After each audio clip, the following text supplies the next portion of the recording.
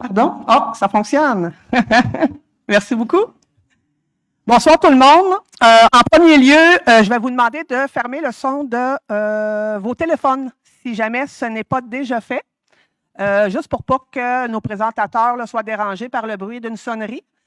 Merci beaucoup tout le monde de votre participation. Donc, bienvenue ce soir. On a une consultation publique portant sur le projet de règlement de contrôle intérimaire 412-2024. Vous avez à l'arrière la présentation qui va vous être présentée. Vous avez aussi le projet de règlement là, pour en prendre connaissance, mais il y aura une présentation aussi là, par rapport à ce projet de règlement-là. Donc, sans plus tarder, parce que la soirée risque d'être longue, fait que je vais passer tout de suite le micro à Gino. Vas-y. Bonjour. Merci beaucoup, Madame la mairesse. Vous m'entendez bien? Parfait. Je m'appelle Gino Lally. Je suis chargé de projet pour cette belle ville depuis juillet 2021. J'aimerais d'abord remercier les personnes qui ont contribué pour pouvoir mettre cet événement en place. Sans leur aide, ce serait impossible. Donc, merci beaucoup à Sylvain Vinette, mon collègue aux travaux publics et son équipe pour le montage de la salle. À Geneviève Hamel, qui est responsable des communications pour la gestion des communiqués, la rédaction des communiqués de presse, ainsi que la gestion avec M. Luc et son équipe pour tout ce qui est audio-vidéo. Les élus, merci beaucoup pour votre appui et votre soutien ce soir. Je sais que vous êtes souvent sollicités pour consacrer vos soirées afin de nous supporter, donc c'est grandement apprécié. Et mes amis, mes collègues de travail, support en continu, ça me fait très chaud au cœur. La raison pourquoi nous sommes tous ici ce soir, excuse-moi, j'ai oublié de remercier les personnes les plus importantes dans la salle, vous, les amis dans la salle, et ainsi que ceux qui sont à la maison en train de visionner sur Facebook. Merci pour votre temps. Ça nous démontre que vous êtes impliqués et que vous voulez avoir ce que est le meilleur pour la ville. Donc, merci beaucoup. L'objectif ce soir, c'est de vous présenter un nouveau règlement de contrôle intérimaire, j'ai toujours la discuter avec ce mot, ou le RCI, dont sa résolution a été adoptée par les élus devant vous lors de la dernière séance de conseil le 8 octobre dernier. Et cette résolution a été adoptée en majorité. D'accord? Vous comprenez que le sujet des étangs d'épuration, ça fait longtemps qu'on en parle à Rigaud. Et les discussions ont commencé même avant que les élus et les fonctionnaires sont rentrés en poste. Donc, ce soir, nous ne sommes pas ici pour nécessairement juger, critiquer, questionner, douter les décisions qui ont été prises, parce que c'était hors de notre contrôle. Nous sommes ici pour se concentrer sur le présent et le futur. D'accord? Avec l'aide de ma collègue Maude Patoine, nous allons vous présenter le comment et le pourquoi de ces règlements. D'accord? Je m'occuperai du volet technique et Maude, ma collègue, va s'occuper de tout ce qui est réglementaire, juridique, urbanisme. On va vous demander de garder vos questions pour la fin. Il va y avoir un micro ici. Ma collègue Geneviève aussi va s'occuper de prendre les questions en note les personnes à la maison. Donc, nous avons déjà réalisé le mot de bienvenue. Je ferai ensuite une mise en contexte de la situation actuelle. Maude va s'occuper à présenter le projet de règlement et tous les articles. On va passer à travers les prochaines étapes, côté réglementaire et aussi côté technique, et on va vous céder la parole pour les questions. Est-ce que ça vous va? Parfait, merci. Ici, vous voyez une historique des grandes lignes. C'est certain que c'est un sommaire. Je n'étais pas pour mettre tous les détails depuis 1985. On serait ici jusqu'à vendredi en train de les discuter.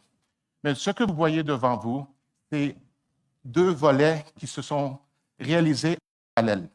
Il y a eu plusieurs études de capacité résiduelle des États au cours des années. Je vais en discuter dans quelques diapos. Mais il y avait aussi un appel d'offres public pour les services professionnels, pour les plans et devis, où on consulte une firme en génie spécialisée dans le traitement des eaux pour préparer une première conception. Afin de s'y rendre, on a fait une première étude préliminaire pour, dans le temps, augmenter la capacité des étangs. Parce que nos étangs ont été construits dans les mi-80.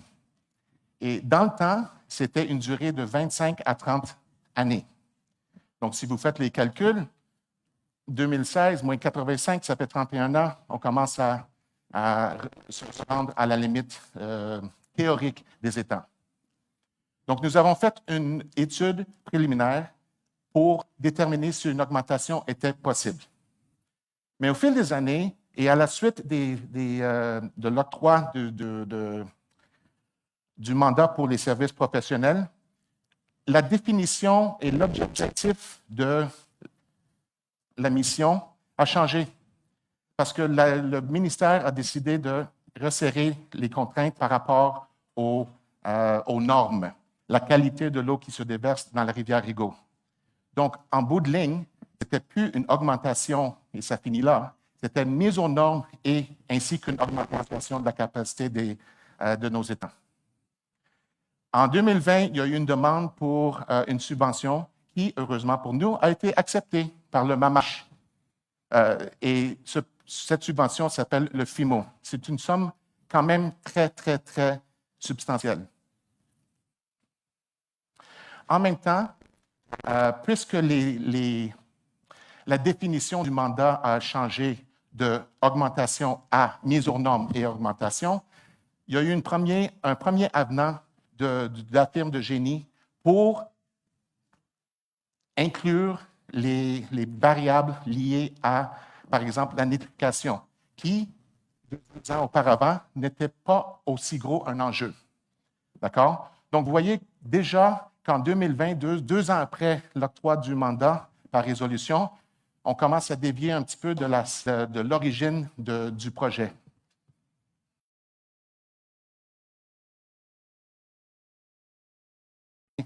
Proposé par cette firme en 2021. Et compte tenu que le ministère continue à serrer la vis, les normes continuent à être un petit peu plus restreintes.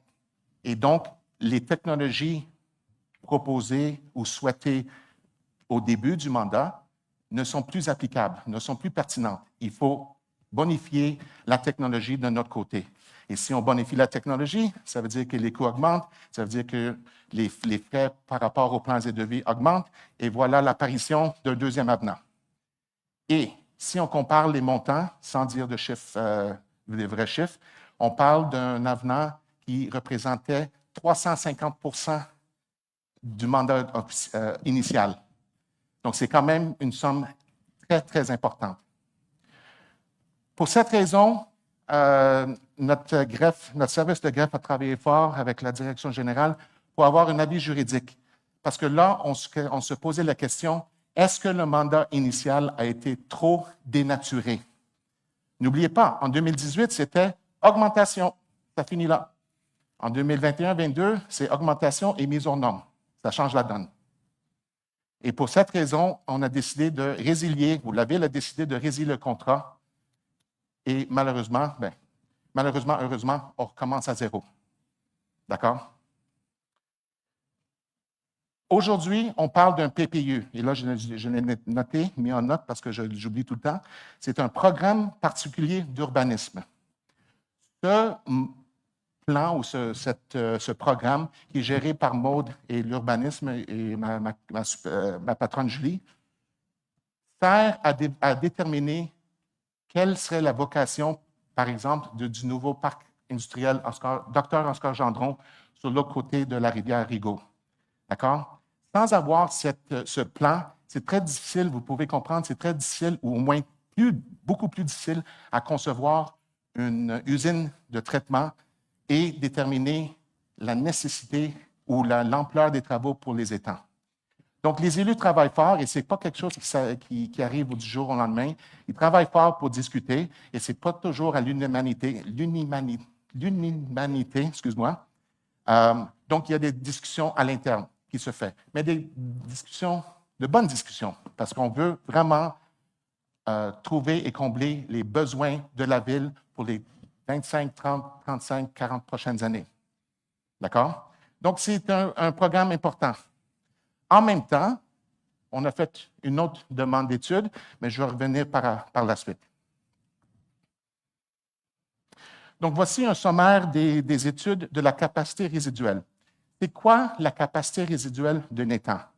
C'est sa capacité, dont le mot capacité, de pouvoir accepter un plus gros volume et une plus grosse charge d'eau usée. Donc, les personnes qui veulent construire, même rajouter une toilette, un étage de leur maison, ils vont mettre une nouvelle toilette ou une douche et tout. Vous créez un volume additionnel qui est envoyé aux étangs. On s'entend que cet phénomène est strictement pour le réseau urbain, ceux qui sont branchés aux égouts. Les citoyens et résidents qui demeurent au Mountain Ranch ou bas de la rivière ou de la baie ne sont pas inclus dans cette situation. Vous pouvez rajouter autant de toilettes, je pense que c'est le cas, que vous voulez. Mais ceux qui sont plugués au réseau, excuse mon anglicisme, doivent avoir un permis. Et donc, on a fait des études à partir de 2016 pour voir les étangs, sachant qu'ils sont 30 ans et plus d'âge, qui ont besoin d'amour, est-ce qu'ils peuvent accepter cette surcharge ou une charge additionnelle de eaux usées? Et n'oubliez pas, ça ne vient pas seulement des résidences, des maisons, des toilettes, des douches, les industries, les commerces. All right? Ils vont contribuer à l'utilisation, l'usure des étangs. En 2016, une firme, je vais appeler la firme A fait une étude et ont déterminé qu'il y avait de la place pour 350 personnes. Une porte représente au moins environ 2,5 personnes. C'est la grosseur, la taille moyenne d'une famille de Sancy. D'accord? Donc, si on fait le calcul, ça représente un certain nombre de portes que l'urbanisme a droit de délivrer en termes de permis. Et pour les promoteurs, s'ils veulent construire un logement à plusieurs étages, ils doivent faire une demande au ministère pour avoir un CA, un certificat, qui leur donne le droit de rajouter à nos étangs. Ce rapport est envoyé au ministère et ça devient la référence pour le ministère. Tant et aussi longtemps qu'on ne dépasse pas le 350, ils vont délivrer les permis. Et en même temps, l'urbanisme vont aussi accepter les demandes pour agrandissement ou construction de nouvelles maisons. Cette même firme A fait une étude semblable, on va dire une mise à jour, en 2020. Et là, comme vous voyez, on est passé de 350 à 200. C'est normal. On a eu 3 ans de construction, de développement. Je m'attendais à ce qu'il y ait une baisse de capacité. C'est normal. En 2021, la firme qui a été octroyée le contrat de plans et devis ont fait une autre étude. Parce que avec l'évolution des demandes du ministère de l'Environnement, la Ville a décidé, on va se garder à jour et on va faire une autre demande de capacité résiduelle. Là, tout à coup, pouf, quelle belle surprise! On est rendu à 375 personnes. Donc ça permet à l'urbanisme, go, de donner des permis aux personnes qui prennent les bonnes démarches. Avec le temps, c'est certain, avec la COVID, la façon que c'est calculé, on a décidé en 2024, étant donné que nous voudrions rester à jour avec nos données et que je voulais permettre à l'urbanisme d'avoir des chiffres à jour pour leur planification, on a refait l'étude par une troisième firme. Parce que je ne voulais pas impliquer la firme A, je ne voulais pas impliquer la firme qui a fait nos plans et devis. Je vais avoir une nouvelle paire de yeux pour effectuer ces calculs. Et là, malheureusement, par cet été, on a reçu un rapport qui dit « Vous êtes à côté ». Mais il y a un catch, il y a un petit astérix. Ça ne veut pas dire que les résultats ont diminué, parce que notre consultant ici nous a avoué, parce qu'il avait accès à tous les rapports précédents, que les conclusions ou les données, les calculs ici étaient semblables aux chiffres et numéros là. Le problème, c'est que, et comme j'ai dit avant, le ministère, la barre monte. Donc, ce qui était acceptable en 2016 ne l'est plus en 2024. Donc, le problème, c'est que les exigences sont tellement plus élevées que là, il n'y a plus de place dans nos États. Et par la loi, et avec sa recommandation, il fallait passer en action. J'ai avisé la direction générale, et là, l'effet domino, et nous sommes rendus ici ce soir. Donc, ce n'est pas le fait que les États performent moins. C'est que là, les exigences en termes de débit, parce qu'il y a un certain volume d'eaux usées qui vont se rendre aux États, et la charge, la composition de cette eau usée, dont le DBO5, les MES, l'azote ammoniacal. Avant, c'était des variables un petit peu moins, peut-être moins connues ou moins utilisées, mais là, aujourd'hui, sont devenues plus un enjeu. Donc, pour nos États, en termes de volume, de débit, ça va. Il nous reste encore la capacité. C'est la charge qui fait en sorte qu'on est à côté.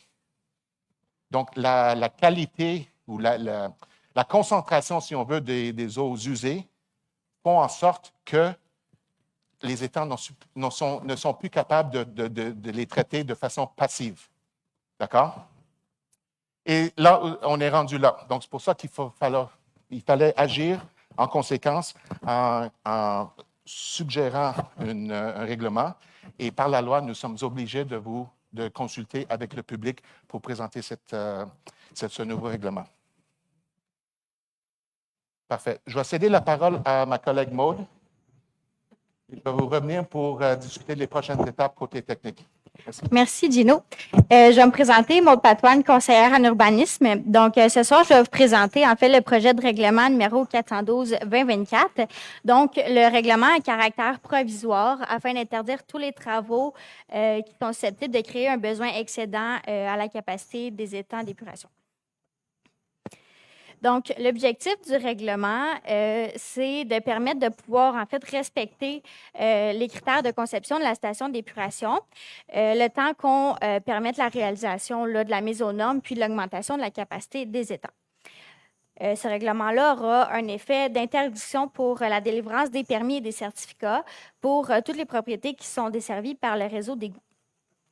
Toutefois, les demandes des permis et des certificats qui ont été déposées avant l'avis de motion, donc l'avis de motion qui a été donné lors de la dernière séance du Conseil du 8 octobre, les demandes qui ont été déposées, qui sont substantiellement complètes et conformes, pourront se voir octroyer leur permis ou leur certificat s'ils répondent en fait là, aux documents qui sont exigés en vertu du règlement sur les permis et certificats. Le territoire d'application pour ce règlement-ci, en fait, comprend tous les immeubles qui sont localisés dans un secteur qui est desservi par les réseaux d'égouts situés à l'intérieur du périmètre d'urbanisation. Donc, le périmètre d'urbanisation est illustré par la ligne rouge, en fait, là, sur la carte.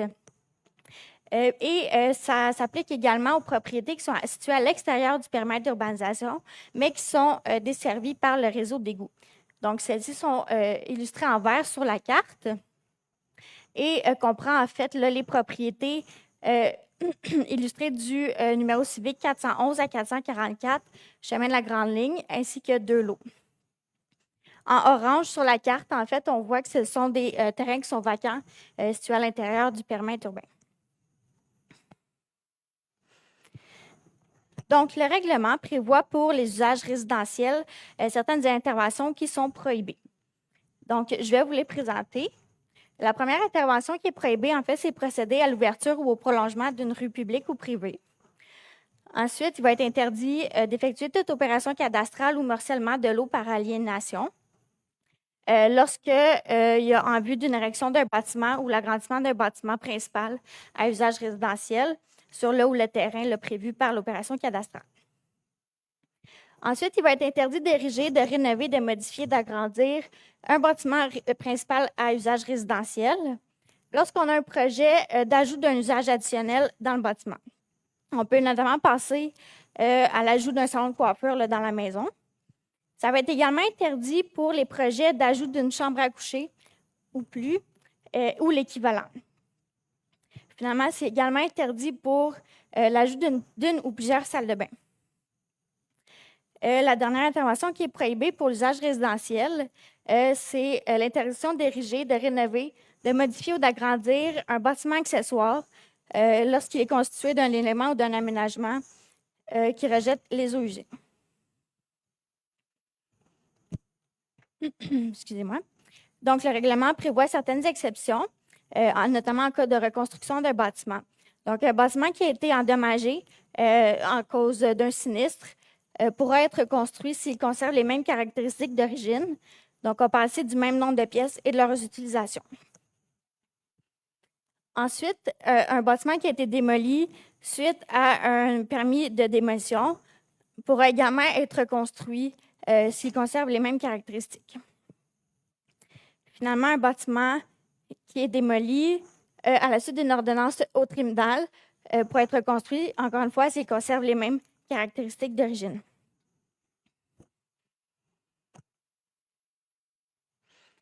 Ensuite, pour ce qui est des usages commerciaux, industriels ou communautaires, le règlement prévoit également certaines interventions qui sont prohibées. La première, c'est la même. En fait, procéder à l'ouverture ou le prolongement d'une rue publique ou privée sera interdit. Procéder à toute opération cadastrale ou à tout morcellement de l'eau en vue de l'agrandissement ou de l'érection d'un bâtiment principal est interdit.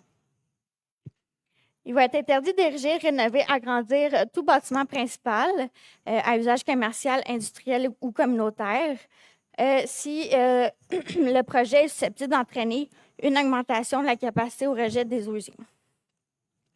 Donc, la différence va être calculée en fonction de la situation qui prévalait avant l'entrée en vigueur du règlement.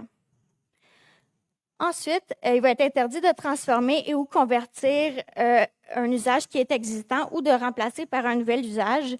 Encore une fois, lorsque les activités sont susceptibles d'augmenter le volume des eaux usées qui sont rejetées. Finalement, il va être interdit d'ériger, rénover, modifier ou agrandir un bâtiment accessoire lorsqu'il est constitué d'un élément ou des aménagements qui rejettent des eaux usées. Pour ce qui est de l'augmentation des eaux usées, en fait, on va considérer qu'un projet qui entraîne une augmentation du débit en litres par jour, ça va être évalué en fonction d'un tableau qui s'intitule « Débit et charges unitaires d'établissement décentralisé », qui est prévu en fait par le Guide pour l'étude des technologies conventionnelles de traitement des eaux usées et d'origine domestique, nouvelle version 2023, qui a été publié par le ministère de l'Environnement. En fait, ce tableau-là fait partie intégrante du règlement et se trouve en annexe B. Le règlement prévoit également des exceptions pour les usages commerciaux, industriels et communautaires. Donc, une première exception, ça serait de permettre l'émission d'un permis ou d'un certificat pour des travaux qui sont requis en raison de sécurité. Donc, les raisons de sécurité devront faire l'objet d'un avis écrit par un professionnel qui va attester en fait l'urgence de réaliser les travaux, notamment pour éviter la perte d'un bâtiment, pour des questions de situation dangereuse pour les personnes à l'intérieur et à l'extérieur des bâtiments, ainsi que pour des enjeux environnementaux ou d'hygiène.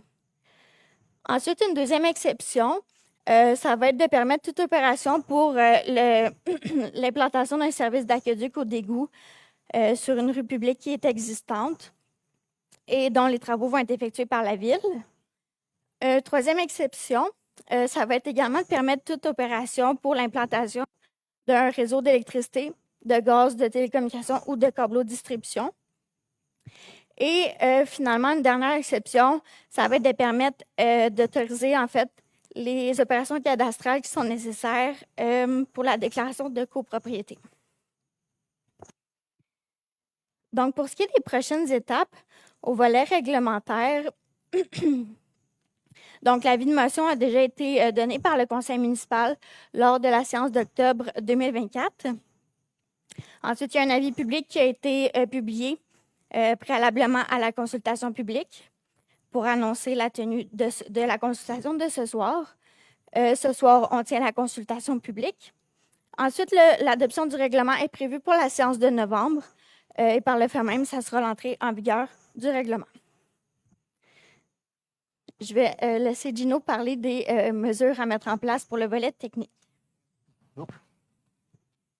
Testing, 1, 2, 3. Vous m'entendez? Oui.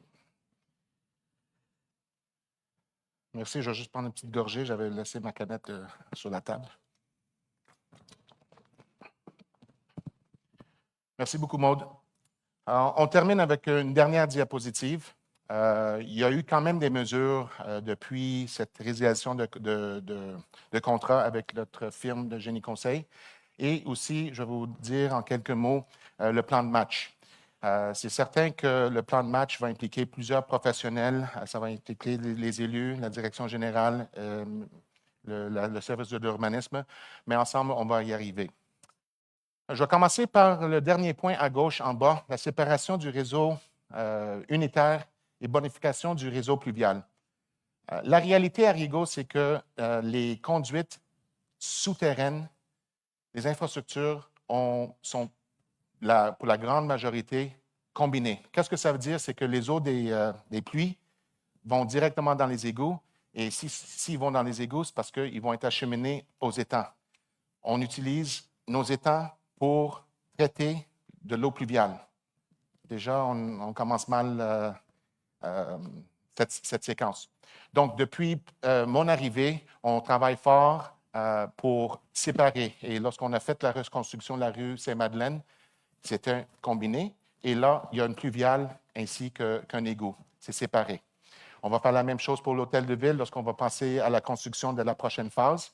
Et au fur et à mesure que nous devons refaire ou reconstruire des rues, la réfection des rues, qui implique le remplacement d'infrastructures souterraines, c'est certain qu'on va les séparer. Donc, juste en pouvant les séparer, les conduites souterraines combinées, déjà, on diminue le débit envoyé aux étangs. Ça, c'est la première étape. Mais malheureusement, pour ce faire, ça coûte des sous. Il y a des subventions. Saint-Madeleine a été subventionné, Hôtel de Ville va être subventionné, mais les subventions ne sont pas toujours disponibles. Donc, il faut nous sommes à la merci du ministère lorsqu'il y a de l'argent disponible. Plus lié aux étangs, on a fait récemment un achat des aérateurs de surface. Les aérateurs sont utilisés pour permettre à l'eau de circuler. On veut créer l'oxygène, l'oxygénation, afin que la décantation se fait de meilleure façon. Et il y a aussi d'autres avantages à avoir une bonne aération. Il y a présentement 9 aérateurs de surface sur les 3 étangs derrière, à côté de l'écocentre. Nous en avons placé 3. Je crois qu'il y a encore une demande pour en remplacer, mais encore une fois, ça coûte des sous et on ne peut pas faire ça d'un coup. Juste avoir une meilleure aération de nos étangs, on espère d'améliorer un petit peu la performance, mais ça ne va pas nous sortir du trou qu'on est présentement. C'est juste des mesures à court terme. En même temps, de la même veine, l'étude des boues, le volume des boues. Vous savez que lorsque l'eau usée rentre dans les étangs, il passe à travers notre usine de traitement pour ensuite s'acheminer à 3 bassins. Il y a la décantation, et la décantation crée des boues. Et avec le temps, les boues s'accumulent. Et c'est pour cette raison que nous sommes obligés de faire une étude de boue afin de mesurer le pourcentage de boue au fond de chaque bassin. Ça a été fait en début octobre et on attend le rapport. C'est toujours fait au mois d'automne, d'après ce qu'on m'a dit. En fonction des résultats, de la conclusion, ça va déterminer si on va faire une vidange de boue. Donc, encore une fois, peut-être que vous pensez une vidange de boue si on enlève la décantation, les boues au sol, que ça va créer de la capacité. Mais non, ce n'est pas le cas. Ça va juste permettre une meilleure performance des étangs parce que la même goutte d'eau qui prend habituellement 14 à 19 jours pour se rendre à la rivière va avoir plus de temps pour être traitée. S'il y a trop de boue, imaginez s'il y a trop de boue, trop de sable, l'eau va être poussée et elle va se rendre à la rivière de façon prémature. Et on ne veut pas ça. Dernièrement, nous allons faire, en fait, j'ai déjà commencé une démarche pour faire un audit et une étude de capacité de la station de pompage SP4. Ils sont tous numérotés. SP4, c'est la station de pompage qui se situe juste à l'autre côté de la rivière, en face des étangs. Cette station de pompage, tous les égouts, soit combinés ou séparés, sont envoyés du côté ouest de la rivière. Donc, l'industrie, il y a Jean-Marc Séguin, il y a le domaine Saint-François, il y a quelques commerces aussi sur Saint-Jean-Baptiste. Les eaux usées provenant de ces bâtisses-là sont envoyées à la station de pompage et sont envoyées sous la rivière jusqu'aux étangs. Vous allez comprendre que la grande majorité du futur développement à Rigaud va se faire de l'autre côté. On est pas mal saturé. Oui, il y a de la place pour le développement ou une reconstruction, mais la grande majorité du développement va se faire de l'autre côté de la rivière. Et je trouve que Rigaud, c'est comme Paris. On a une rivière qui coupe la ville en deux. D'accord? Il faut déterminer si la création d'eau salée provenant des nouvelles bâtisses, peu importe si c'est une maison, une industrie ou un commerce, peut être acheminée par la station de pompage qu'on a présentement sous la rivière vers nos étangs. Parce que vous pouvez comprendre que grossir la conduite ou peut-être rajouter une deuxième conduite en parallèle de la conduite qu'on a présentement, qui implique la construction sur une voie navigable à la gestion du gouvernement fédéral, c'est compliqué et c'est cher. Donc, on va trouver peut-être des solutions qui vont nous permettre de faire une usine indépendante de l'autre côté, qui va desservir tout le côté ouest, et ça va servir aussi comme redondance. Si jamais on a un problème d'un côté ou l'autre avec un système de traitement, on a déjà le SP4 qu'on va pouvoir juste ouvrir la valve et permettre de façon temporaire afin de nous dépanner. Mais ce sont toutes des possibilités qu'il faut examiner, dépendamment de la vocation qui va se faire et le développement qui va se faire et quel type de développement qui va se faire de l'autre côté. Et imaginez, si on décide de faire une usine, l'autre bord une petite usine mécanisée là, qui est encore plus, même cette salle serait assez grosse pour pouvoir faire cette usine. On coupe SP4. On crée automatiquement 30 de capacité à nos étangs. Parce que là, il y aura 30 de moins de volume et, je dirais, encore plus de charge, parce que c'est quand même l'eau usée des industries de l'autre bord, juste en faisant 100 à SP4. On coupe. Là, c'est plus intéressant. Les étangs ont plus de capacité pour desservir le côté est, sans même y toucher. Mais on va quand même y toucher parce qu'elles ont besoin d'amour, elles sont fatiguées. Bon, ils sont fatigués, pardon, c'est un étang. D'accord? Donc, on est là pour la campagne de mesures à réaliser pour SP4 et j'ai même touché un petit peu le côté droit, qui sont les mesures en lien du projet mise aux normes et augmentation de capacité. J'ai parlé du programme particulier d'urbanisme, je l'ai eu sans regarder ma petite feuille. Ça, c'est un projet, je ne suis pas du tout envieux des élus parce que c'est un mandat colossal. Et ce n'est pas une décision unilatérale. Ce n'est pas on décide de faire des maisons, ça finit là. Il faut avoir l'acceptation, l'approbation du ministère, de la MRC. Il y a des schémas à respecter. Encore, j'embarque dans les trucs d'urbanisme qui me dépassent. Mais ce sont des réalités. Donc, si on voulait faire des changements à ce schéma, il faut demander la MRC. Et ce n'est pas garanti qu'ils vont nous-mêmes l'accorder. Donc, vous pouvez comprendre, c'est une situation de l'œuf ou la poule pour la conception des étangs. Mais, on va continuer d'aller vers l'avant. On va essayer d'anticiper les réactions ou les commentaires ou les réponses de la MRC parce qu'on ne peut plus se permettre d'attendre. En fait, ce rapport qui nous a confirmé que nous sommes à côté avec les étangs, c'est un moyen d'accélérer, pousser le bouton accélérer pour non seulement moi, mais pour la direction générale et les élus. Et là, on va pouvoir revoir tout à partir de zéro. Et on va déterminer et concevoir une belle usine avec des bonnes variables qui sont spécifiques aux besoins de notre belle ville. Mais, en plus de la merci de la MRC, il faut envoyer je ne vous dirai même pas le nom au complet parce que ça change aux 2 années et c'est très, très long. Mais c'est le ministère de l'Environnement. Il faut demander des demandes de ORR, l'objectif environnemental de rejet. Et même ça change parce que leurs critères changent. On en avait fait un dernièrement en 2022. Je ne pense plus qu'il est pertinent. La demande n'est plus pertinente. On va en faire, on commence une démarche à faire une demande de ORR auprès du ministère de l'Environnement prochainement. Parce que ce qui a été recommandé en 2022 n'est pas nécessairement la même recommandation en 2024. Ça se peut, mais ils changent souvent les variables, leurs normes, et donc il y a des conséquences à ça.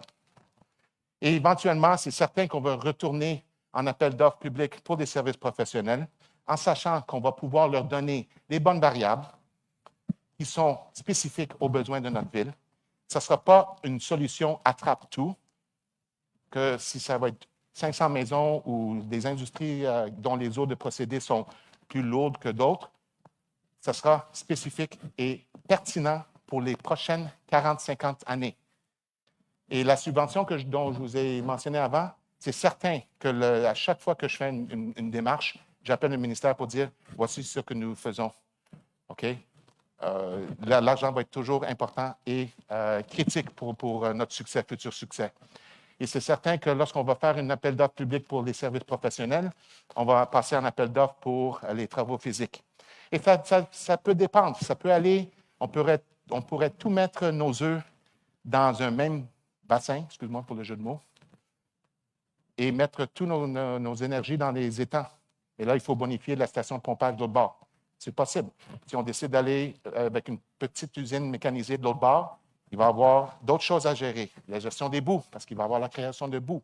Mais au moins, on va pouvoir desservir ce côté-là à 100 % et on va pouvoir créer une capacité organique, artificielle, juste en coupant l'envoi des eaux usées de l'autre bord, qui va nous permettre de sortir de cette situation. Donc voilà, nous sommes rendus là. On va céder la parole à vous. Et aussi, je pense que Geneviève prend des notes par rapport aux questions sur Facebook. Si vous avez des questions, on vous invite de monter au micro ici et on va faire notre possible. Encore une fois, juste un petit rappel. Les questions qui sont pertinentes au règlement, si ce sont des cas particuliers, j'aimerais faire une deuxième étage ou troisième étage de ma maison, est-ce que j'ai le droit de ... On vous invite à poser ces questions, mais on veut éviter ce soir du cas par cas. Maude va pouvoir partager son adresse courriel et ça va lui faire plaisir de vous répondre à un autre temps. Ce soir, c'est vraiment une explication, la logique derrière le règlement. Et si c'est des questions par rapport aux étangs et à la future conception, encore une fois, ça va me faire plaisir de vous répondre, mais à un autre temps, parce que ce soir, on se concentre vraiment sur la réglementation, le règlement du RCI. D'accord? Je vais me taire et la parole est à vous. Merci. Bonsoir. Jean-Claude Charette, 101 Croissant-du-Suroît. J'ouvre une parenthèse. J'ai visionné vos petites vidéos et je me suis aperçu, concernant les boues, vous informez le public que ça sert de valorisation dans le secteur agricole. L'environnement nous interdit complètement de faire l'usage de ces produits-là parce que c'est toxique. Alors, je vous demande, à partir de demain, de retirer cette information-là. D'accord? Sinon, il y aura des procédures. On est d'accord? Bien compris. Maintenant, ma question. Si vous augmentez les machines à aérer l'eau dans vos étangs au maximum, de façon à ce qu'il y ait plus de débit dans des conditions normales, est-ce que vous augmentez la performance des étangs? J'ai manqué un petit bout parce que c'est... Quelqu'un commence. Oui. Vous avez des aérateurs sur vos étangs. Oui. Si vous augmentez la capacité au maximum de ces machines-là, est-ce que vous améliorez la performance des étangs, c'est-à-dire que l'eau va séjourner moins longtemps dans ces étangs? C'est une question d'équilibre. Je ne pense pas qu'on peut nécessairement, encore je ne suis pas expert dans le traitement des eaux, OK? On a un chef de division qui s'occupe de l'usine de traitement. Je pourrais lui poser la question. Mais en même temps, on ne peut pas nécessairement les mettre à 200 000 à l'heure parce qu'il y a d'autres enjeux qui vont... on va brûler les moteurs et ça coûte cher aussi pour remplacer ce genre On de... sait qu'il y a une entente actuellement entre les villes et l'environnement qui s'appelle facteur de dilution. Vous connaissez ça? Oui. Bon.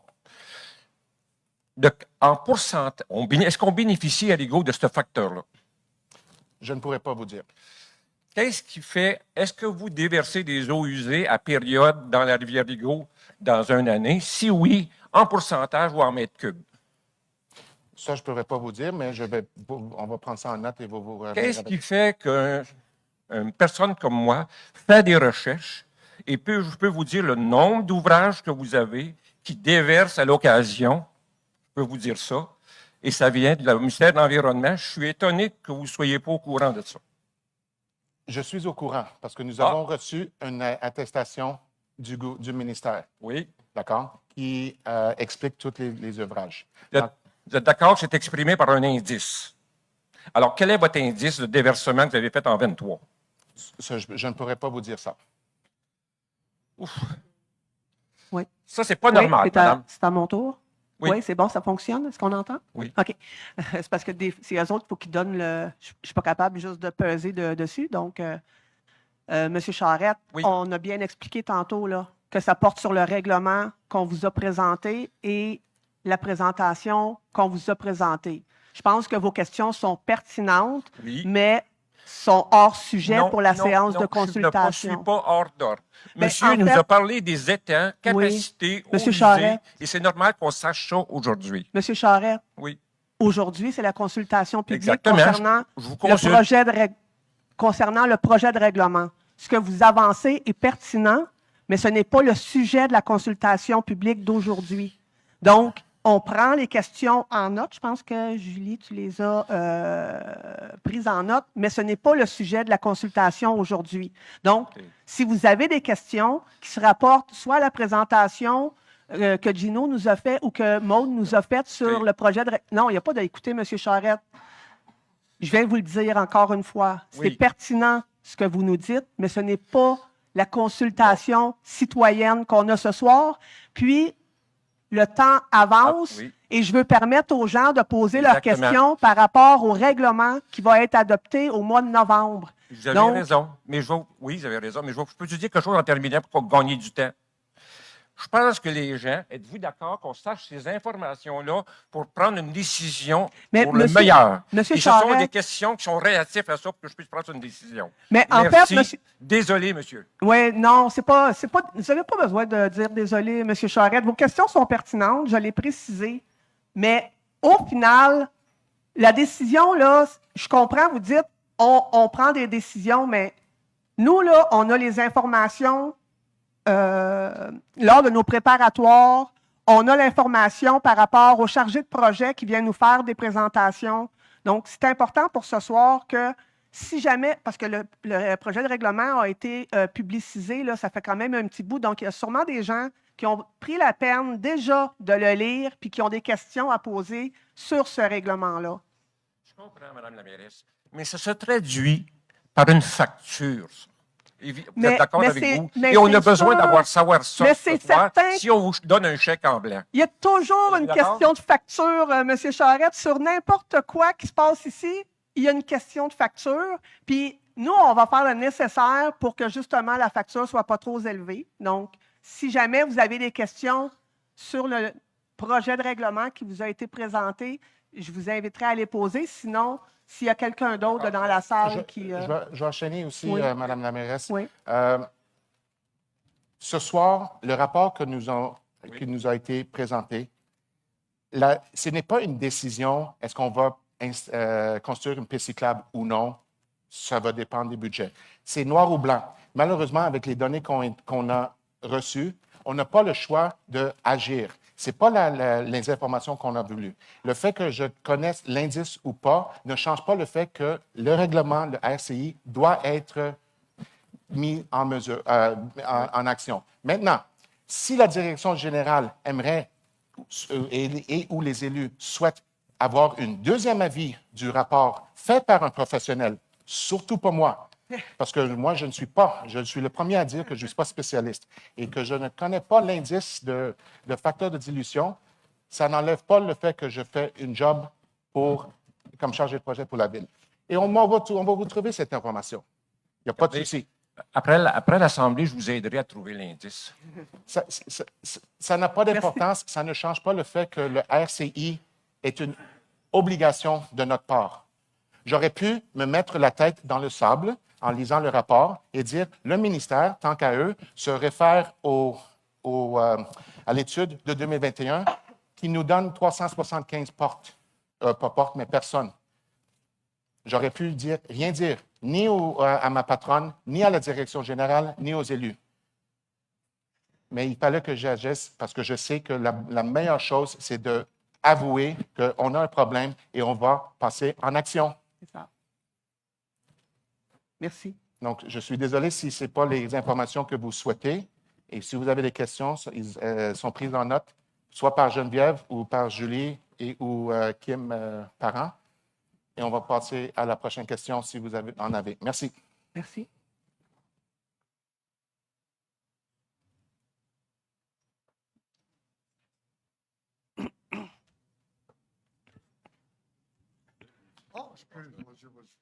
Bonjour. Juste revenir sur un petit point. Juste au micro pour oui. qu'on t'entende bien. Ah non? Parce qu'en ligne, des fois, on n'entend pas bien. Ben, c'est pas pour moi personnellement, c'est juste peut-être une question pour l'ensemble du monde. Vous avez parlé de ne pas pouvoir, mettons, ajouter une chambre dans une maison. En quoi ajouter une chambre a un impact sur l'effet des résidus puis tout ce que vous avez discuté? Ou, mettons, qu'est-ce qui a aussi un impact de fait de rajouter une toilette dans une maison, mais que le nombre d'occupants reste le même dans une maison sans avoir rajouté le nombre d'occupants? Est-ce qu'il y a comme une exception à partir de là? Ou...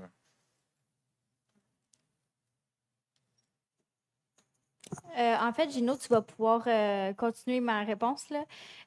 En fait, si on augmente le nombre d'occupants dans une maison, si on augmente le nombre de chambres, nécessairement, il y a un occupant probablement qui va s'ajouter à la propriété. Si on a, au même titre que si on ajoute une salle de bain, ça viendrait à augmenter le volume qui va être rejeté en fait dans le réseau d'égouts. Donc, c'est pour ça que le règlement prévoit... non, c'est parce que vous avez parlé comme rajouter une chambre à coucher, mais en quoi une chambre à coucher peut avoir un impact? En fait, si jamais tu vends ta maison, puis que...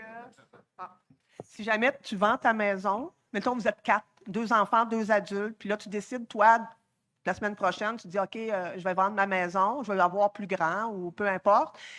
Bien, la personne qui va arriver, elle, peut-être qu'ils vont être 6. Fait que c'est sûr qu'ils vont voir que s'il y a 2 salles de bain au lieu d'une, ils vont faire, ah, OK. Fait que ça va rajouter des personnes dans ta maison.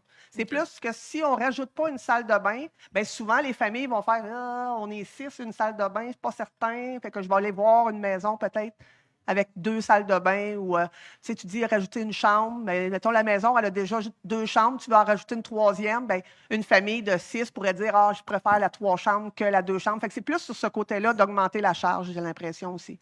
OK. Bon, Oui. ça fait. Puis, juste savoir, avez-vous déjà comme une idée un peu du délai que ça va prendre avant d'arriver? Non, je comprends, mais on parle quoi de 2026, 2028? C'est quoi le plan de futur, la vision future de mettre ça en norme? On a un maximum de 2 ans avant Oui. C'est 2 ans, dans le fond. Puis si jamais on n'a pas procédé, si on veut, je ne suis pas sûre si on n'a pas le droit d'avoir une prolongation, là, mais il faut en faire toujours la demande. Là. OK, parfait, c'est tout.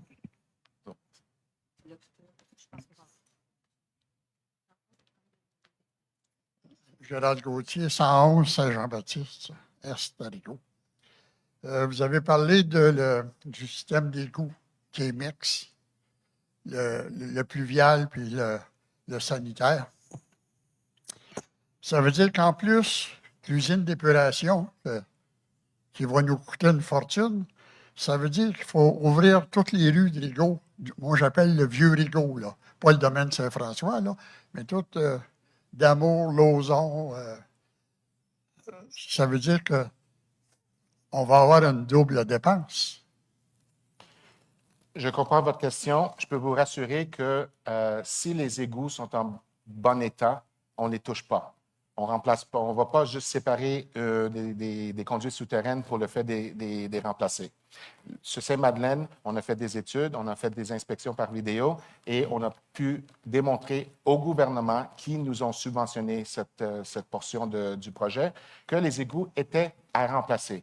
On a fait ça pour les égouts, on a fait ça pour l'aqueduc, on a fait ça pour les chaussées, les trottoirs de Monépéta. Donc, c'est un projet qu'on digne être un projet intelligent à. Bon. Mais pour répondre à votre question, c'est pas vrai qu'on va commencer à détruire ou à reconstruire toutes les rues juste pour les séparer. C'est une bouchée à la fois. On fait des mesures. Là, on a un plan d'intervention qui me démontre tout l'état de chaque conduite pluviale, égout et aqueduc. Et avec le temps, c'est certain qu'ils vont commencer à user. S'il y a des fuites d'eau, on va accélérer le processus pour peut-être voir si on pourrait les gainer. On ne vise pas nécessairement à tout remplacer à un coût astronomique. S'il y a d'autres interventions qui sont moins intrusives, on va les chercher. Je suis conscient que la Ville n'a pas un bassin de l'huile de pétrole brut dans sa cour et que l'argent, si ce n'est pas trouvé par le gouvernement, je ne demande jamais aux élus pour l'argent pour faire ces genres de travail si je n'ai pas une partie subventionnée. Et lorsque je dis subventionnée, c'est de 60 % et plus. Parce que je considère qu'il va y avoir 3 dépenses majeures: l'usine d'épuration, la rénovation des rues futures à refaire, plus chaque propriétaire qui va devoir dépenser pour se raccorder, faire les modifications, séparer, installer à son pompe pour l'envoyer ailleurs que dans l'égout, dans l'égout sanitaire. Mais quand vous parlez de séparation, là, vous avez fait la rue Sainte-Madeleine, le projet Levac, Hôtel de Ville, s'en vient. Vous faites ça bien beau, là, c'est très beau. Mais au bout de la rue, là, quand je pars du bureau de poste, là, puis je m'en vais sur la rue Saint-Pierre, là, c'est beau. Ben, souterrain, je n'ai pas vu, là, mais l'aménagement est beau. Mais quand vous arrivez à Saint-Pierre, là, le sanitaire puis le pluvial, là, ils s'en vont dans le même tuyau, là. Le saviez-vous, ça? Je suis au courant. Vous le saviez. Oui. Donc vous refaites la rue, mais vous retournez l'eau pareil à la même place qu'avant. Pour le moment, oui. Mais je suis en discussion avec le ministère parce que vous comprenez que Saint-Pierre n'est pas à la propriété de Rigaud. Mais- Et c'est un enjeu, excuse-moi, votre rue, ce n'est pas la propriété de Rigaud, ni Saint-François, ni Saint-Pierre. On est à la merci du ministère de Transport. Et je suis en train de leur convaincre, parce qu'eux voulaient repaver Saint-Pierre. Vous savez, elle a besoin d'être une rue sur passage. Oui, comme bitumineux. ils ont fait sur Saint-François. J'ai dit non, parce que vous savez très bien que s'ils vont paver, ils ne vont pas y toucher pendant 30 ans. J'ai dit, vous allez faire des inspections de vos conduites, parce que je suis convaincu qu'ils sont sous-dimensionnés. Ils ont été construits en quelle année? Je ne sais pas. En 75, Il y a 76. plusieurs décennies. Donc, ce qui était à propos dans ce temps-là ne l'est plus maintenant avec les changements climatiques. Donc, je suis en train de les convaincre que le pluvial doit être remplacé et elle doit être remplacée par des conduites encore plus, avec un diamètre plus important. Et en ce moment-là, on va pouvoir raccorder de façon logique le pluvial que nous avons installé sur Saint-Madeleine aux pluviales qui vont refaire sur Sainte-Pierre. Imaginez que je n'aurais pas fait le contraire, parce qu'on me critique d'avoir remis le nœud sur Saint-Pierre, que j'aurais dit, il n'y a pas de pluvial sur Saint-Pierre ou le pluvial ne sera pas touché, on va remettre un combiné. On n'aurait pas fait notre part des objectifs du ministère, qu'à chaque opportunité, on va séparer à tout prix, soit dit en passant, subventionné, les conduites souterraines. Et si ça te donne que c'est plugué sur une rue qui ne nous appartient pas, pour le moment, on a besoin de vivre avec. Mais ça ne veut pas dire que je laisse dormir. Je suis en train de cogner à la porte et ils sont en train de m'écouter. Donc, ce n'est pas nécessairement quelque chose qui va se faire d'ici 1 an ou 2 ans, je ne sais pas. Parce que la rue Saint-Jean-Baptiste devrait être refait aussi. Et j'ai un plan B. Si jamais ils me disent non, on ne va pas faire de quoi, je vais faire un bypass sur Saint-Pierre. On va faire une demande au ministère de l'Environnement pour créer un émissaire directement à la rivière Rigaud qui se retrouve à quelques mètres derrière les maisons. Donc, il y a un plan B, mais j'aimerais que ce soit une solution qui est plus logique et long terme pour la ville. Parce que sur Saint-Pierre, vous avez plusieurs déversoirs. Oui? Vous en avez là, autour du collège. Oui, la rue Sainte-Madeleine, Mme Primo, là, Oui. ça passe sur son terrain. Mais encore, on est à la merci du ministère de Transport. Comme ça, ils vous tiennent par les... Et moi, Hein? s'ils veulent s'amuser à faire ça, ça va, mais moi, on a beaucoup de discussions, Julie, on est ensemble, mais c'est des choses qui vont prendre du temps, malheureusement. Mais au moins, personne ne peut nous dire qu'on n'a pas fait nos devoirs à l'interne. Comme ça, les travaux, là, ça va passer là, à plusieurs élections futures. Ça se peut qu'il va y avoir une personne qui va me remplacer dans ma chaise, je ne sais pas. Mais ce n'est pas pour un manque d'effort, ça c'est certain. Merci pour vos questions. Bonsoir, René Morissette, 2 rue de Courseul.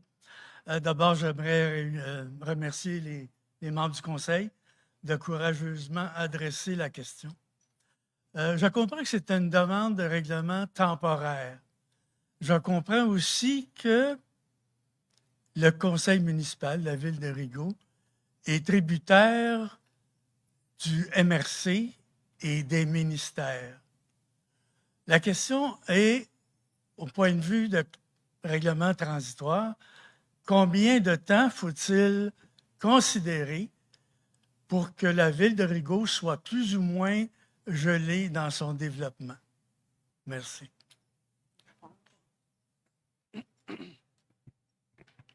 Mais du côté de... En fait, la MRC, elle n'a pas son mot à dire, dans le fond, sur le moratoire. Le mot qu'elle a à dire, en fait, c'est sur la demande, dans le fond, de changement de zonage dans le parc industriel du parc Oscar-Gendron. Maintenant, il étudie la question.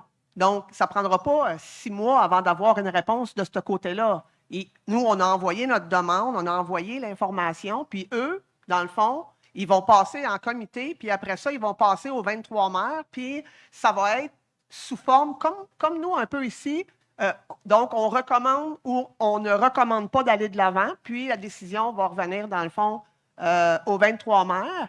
Mais le parc du docteur Oscar Gendron n'entre pas dans l'équation du projet de règlement aujourd'hui. Le projet de règlement, dans le fond, nous, le parc Oscar Gendron, c'est quand on va aller de l'avant avec la prochaine étang, à savoir, comme M.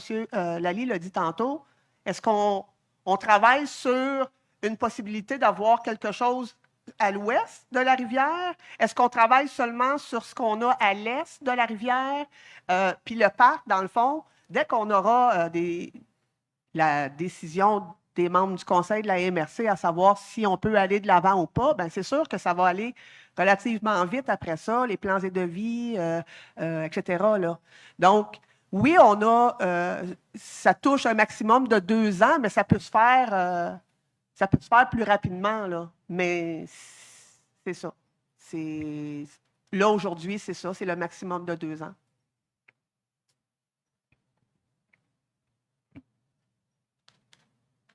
Samuel Mainville, 2134 Forgeron. Ma question est pour le politique. Avez-vous un plan de match? OK, c'est des moratoires, c'est beau. Regarde, 2 ans, on dit un maximum de 2 ans. Y a-t-il un échéancier? Y a-t-il quelque chose? Là, on attend après la MRC à savoir... Ils vont-tu, oui ou non, nous permettre de dézoner notre parc industriel?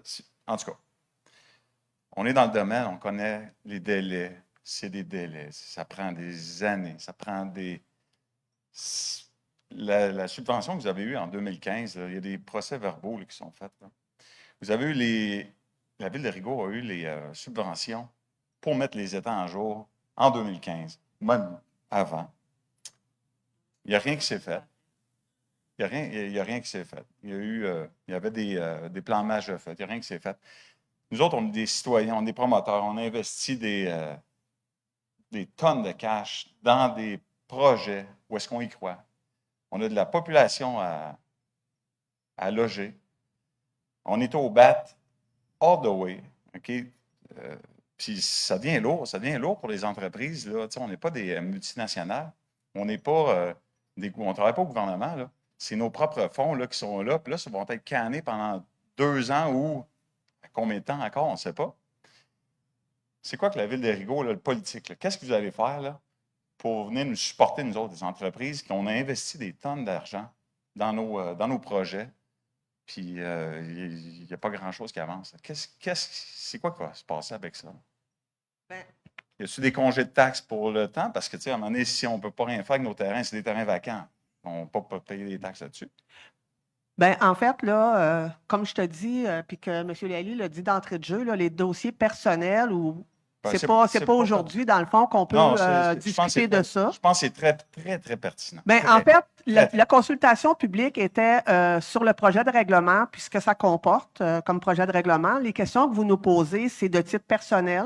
Non, je non, sais pas. non, non, non, Ben, non. moi, je pense Non, que. non, non, non. On va parler des vraies affaires. Ben, Regardez, non, mais c'est le ça. public, s'il y a du monde qui sont là, qui veulent comprendre aussi. Parce que. Ben, je veux juste comprendre qu'est-ce qui va se passer. On est ici, là, on l'a vu, votre règlement, vous l'avez bien expliqué. Mais là, on va se parler des vraies choses. S'il vous Là- plaît, on va juste comprendre. Est-ce que 2 vous points, avez- monsieur. Est-ce que vous 2 avez un points. échéancier? 2 points. Laissez-moi 2 points. parler, Non, madame 2 la points. mairesse. 2 points. Avez-vous un Monsieur- échéancier avec la MRC? Monsieur- Y a-t-il des délais qui se sont faits? C'est quand Monsieur- est-ce qu'on prend leur décision par rapport à qu'est-ce que vous allez faire? Où est-ce que vous allez mettre votre étang au côté Monsieur- ouest de la rivière? C'est quoi les plans de match? On veut savoir des plans de match. On veut les Ben, plans de match. À ce moment-là, je vous suggère d'appeler Mme Patoine, d'envoyer un courriel à Mme Patoine. Les dossiers personnels ne seront pas parlés aujourd'hui. C'est pas donc, personnel, peu ça importe- implique plein de monde. Il y a Édouard qui est là, il a investi. Il y a... 2 choses. On parle d'investissement ici, puis quand on parle d'investissement, on parle de personnel. Je m'excuse, là, on va dire parle les de vraies cash. affaires. Combien ça va coûter, Aujourd'hui, la on fait une station? consultation publique pour les citoyens de Rigaud, les entrepreneurs, puis ce qui a été présenté par Maud Patoine sur le règlement. Je pense que vous en avez pris conscience avant votre arrivée ici. Je pense que vous en Ben avez oui, pris on l'a conscience. vu, votre Vous projet. avez Là. fait la lecture avant de venir On l'a- aujourd'hui. On l'a vu, votre projet. Bon. Mais nous autres, on veut savoir qu'est-ce que le politique va faire. Bien, nous, on va mettre en place des procédures pour aller de l'avant le plus rapidement possible, justement pour pas atteindre le 2 ans de maximum. Est-ce que c'est possible? Puis là, Gino pourrait nous répondre. Il n'y aura pas. Non, non, attendez, laissez-moi parler. Là, si on a de l'eau parasitaire qui s'en va dans les usines d'épuration de la ville, là, vous savez que probablement beaucoup d'unités, de maisons, OK, renvoient leurs eaux de pluie, là, de sonde pompe, là, l'eau de surface qui vient dans les drains français, mais ils renvoient dans l'égout. Pourquoi vous ne faites pas mesure temporaire rapidement, OK, un plan de match, let's go, on va envoyer la fumée dans les conduites, voir partout dans toutes les maisons où est-ce que ça sort, là. Conformez-vous, vous avez 1 mois pour vous conformer. Là, vous allez venir régler beaucoup de flux d'eau qui s'en va. On a des contacts, on parle avec des ingénieurs. L'eau à Rigaud, elle arrive et est propre, quasiment. Elle est tellement diluée qu'elle est quasiment propre. Avez-vous un plan de match, sérieux, là, qui pourrait nous aider, nous autres, à pouvoir continuer à penser à faire notre job, faire du développement, puis on y croit. On croit à Rigaud. On veut l'en faire ici. On a une bonne réceptivité au niveau de la population. On veut juste faire notre job, puis on ne veut pas être nécessairement en train d'attendre 2 ans, 3 ans, indéfiniment. Là. D'accord. Merci pour vos questions, M. Mainville. D'abord, je sympathise avec vous. J'étais aussi entrepreneur dans une ancienne vie et je sais que moi, lorsque je réfléchis à un projet, je me mets dans le soulier de chaque partie prenante, de votre côté et de notre côté. Donc, je comprends les enjeux. Honnêtement, je comprends les enjeux. Ce n'était pas notre décision. Lorsqu'on a vu l'étude de capacité, lorsqu'on a fait la demande pour l'étude de capacité cet été, jamais dans ma vie, je m'attendais à voir les conclusions qu'on nous a proposées. Et je vais utiliser une métaphore extrêmement vulgaire, mais c'est comme si j'avais un enfant que j'ai levé pendant, un fils que j'ai levé pendant 12 ans, et là, tout à coup, pour me faire dire qu'il n'est pas mon fils biologique. C'était ça le feeling que j'avais dans mon ventre. Parce que, n'oubliez pas, en 2021, j'avais un rapport de 375 personnes. Ce n'est pas énorme, mais au moins, on avait un petit peu de jeu. Là, tout à coup, bang, coup d'assaut, et immédiatement, c'était on doit agir. Parce qu'à chaque jour qu'on attend, on va créer un problème pour vous, les entrepreneurs, pour les personnes qui veulent agrandir leur maison pour des raisons très valables. C'est certain qu'aujourd'hui, on s'est concentré avec Geneviève qui a travaillé fort avec la rédaction des communiqués de presse, avec la préparation du vidéo, avec la direction générale, avec les élus, pour se préparer le mieux qu'on pouvait pour cette consultation publique. C'est certain, à partir de demain ou début de la semaine prochaine, on va impliquer plus les élus et la direction générale pour avoir un plan de match. J'avais un plan de match, mais là, il va falloir accélérer. Et vous abordez un excellent point par rapport au test de fumée avec les sans-pompes qui vont directement aux égouts. On a cette situation un petit peu ailleurs et c'est connu. Là, on va peut-être prendre votre suggestion et accélérer et mandater un plombier pour faire ces genres de tests et on va avoir un rapport pour tout le monde. Mais là, si ça donne qu'un citoyen n'est pas conforme à la réglementation, on ne peut pas se faire critiquer pour dire vous nous demandez d'investir parce que c'est la responsabilité du propriétaire, comme vous le savez déjà. Ouais. Mais nous autres, peut-être, on était un petit peu endormis au volant pour le moment parce qu'on ne pensait pas avoir le dos contre le mur comme on a été présenté au mois d'août. Et je peux vous garantir que depuis le mois d'août, il y a eu des trucs qui vont être... excuse-moi, là, je m'entends, ça frotte contre ma barbe. Qu'il y a eu des avancements qui ont été peut-être mis de côté dernièrement, mais là, qui vont être en premier plan avec une implication plus grande des élus et de la direction générale. Donc, est-ce que j'ai un plan aujourd'hui? Non, j'avais un plan un petit peu plus à long terme en pensant que j'avais un petit peu de capacité. Mais là, on agit, on va accélérer, mais je n'ai pas de plan aujourd'hui parce qu'on se concentrait à vous fournir de l'information pertinente au règlement de la RCI. Est-ce qu'il y a un plan de match qui va être présenté à la population? On pourrait, c'était en discussion que je m'attendais à ce qu'il y ait des questions par rapport aux étangs. On ne parle pas de la réglementation aux étangs. Si ça donne qu'on pense, que les élus pensent et la direction générale pense qu'une consultation publique reliée aux étangs serait intéressant, c'est certain qu'on va le considérer. Et je vais me préparer en conséquence. Parce que certains que les travaux que vous allez faire là, par rapport aux étangs, ça va coûter très cher aux contribuables ici. Là, puis, ça va coûter très cher. Non, la première partie de la phrase, j'ai manqué. Votre mise à niveau des étangs, oui. là, votre rénovation, vos améliorations, ça va coûter cher à la population de Rigaud. Ça prend un plan de match aussi pour le développement après. Là. Oui. Ça prend un méchant plan de match parce que ça va faire augmenter les taxes de tout le monde. Mais je refuse, et je pense que c'était le problème avec le premier cycle, si on veut. On n'a pas fourni les bonnes informations. Et donc, c'est pour cette raison, la conception a dérapé un peu. On a perdu contrôle. C'était un feu dont on ne pouvait plus contrôler. Je préfère de penser lentement et agir rapidement plutôt que penser rapidement et agir en conséquence. Parce qu'il y a d'autres villes qui ont fait des usines de traitement des eaux, pas de traitement des eaux, pardon, d'eau potable, aqueduc, qui ont agi rapidement puisque le dos était contre le mur. Mais là, ils en payent la conséquence parce que c'est des dizaines de milliers, des 10 millions et plus pour le garder en opération. Et je ne nommerai pas la ville, mais c'est le cas. Je veux éviter ça à tout prix. Donc, je préfère prendre 2 pas de recul pour bien faire les choses et que pour les 50 prochaines années, on ne agrandit pas ou on n'accroît pas le fardeau fiscal des payeurs de taxes parce qu'il faut réparer ci, réparer ça, remplacer ci, remplacer ça, parce que ça a été mal conçu.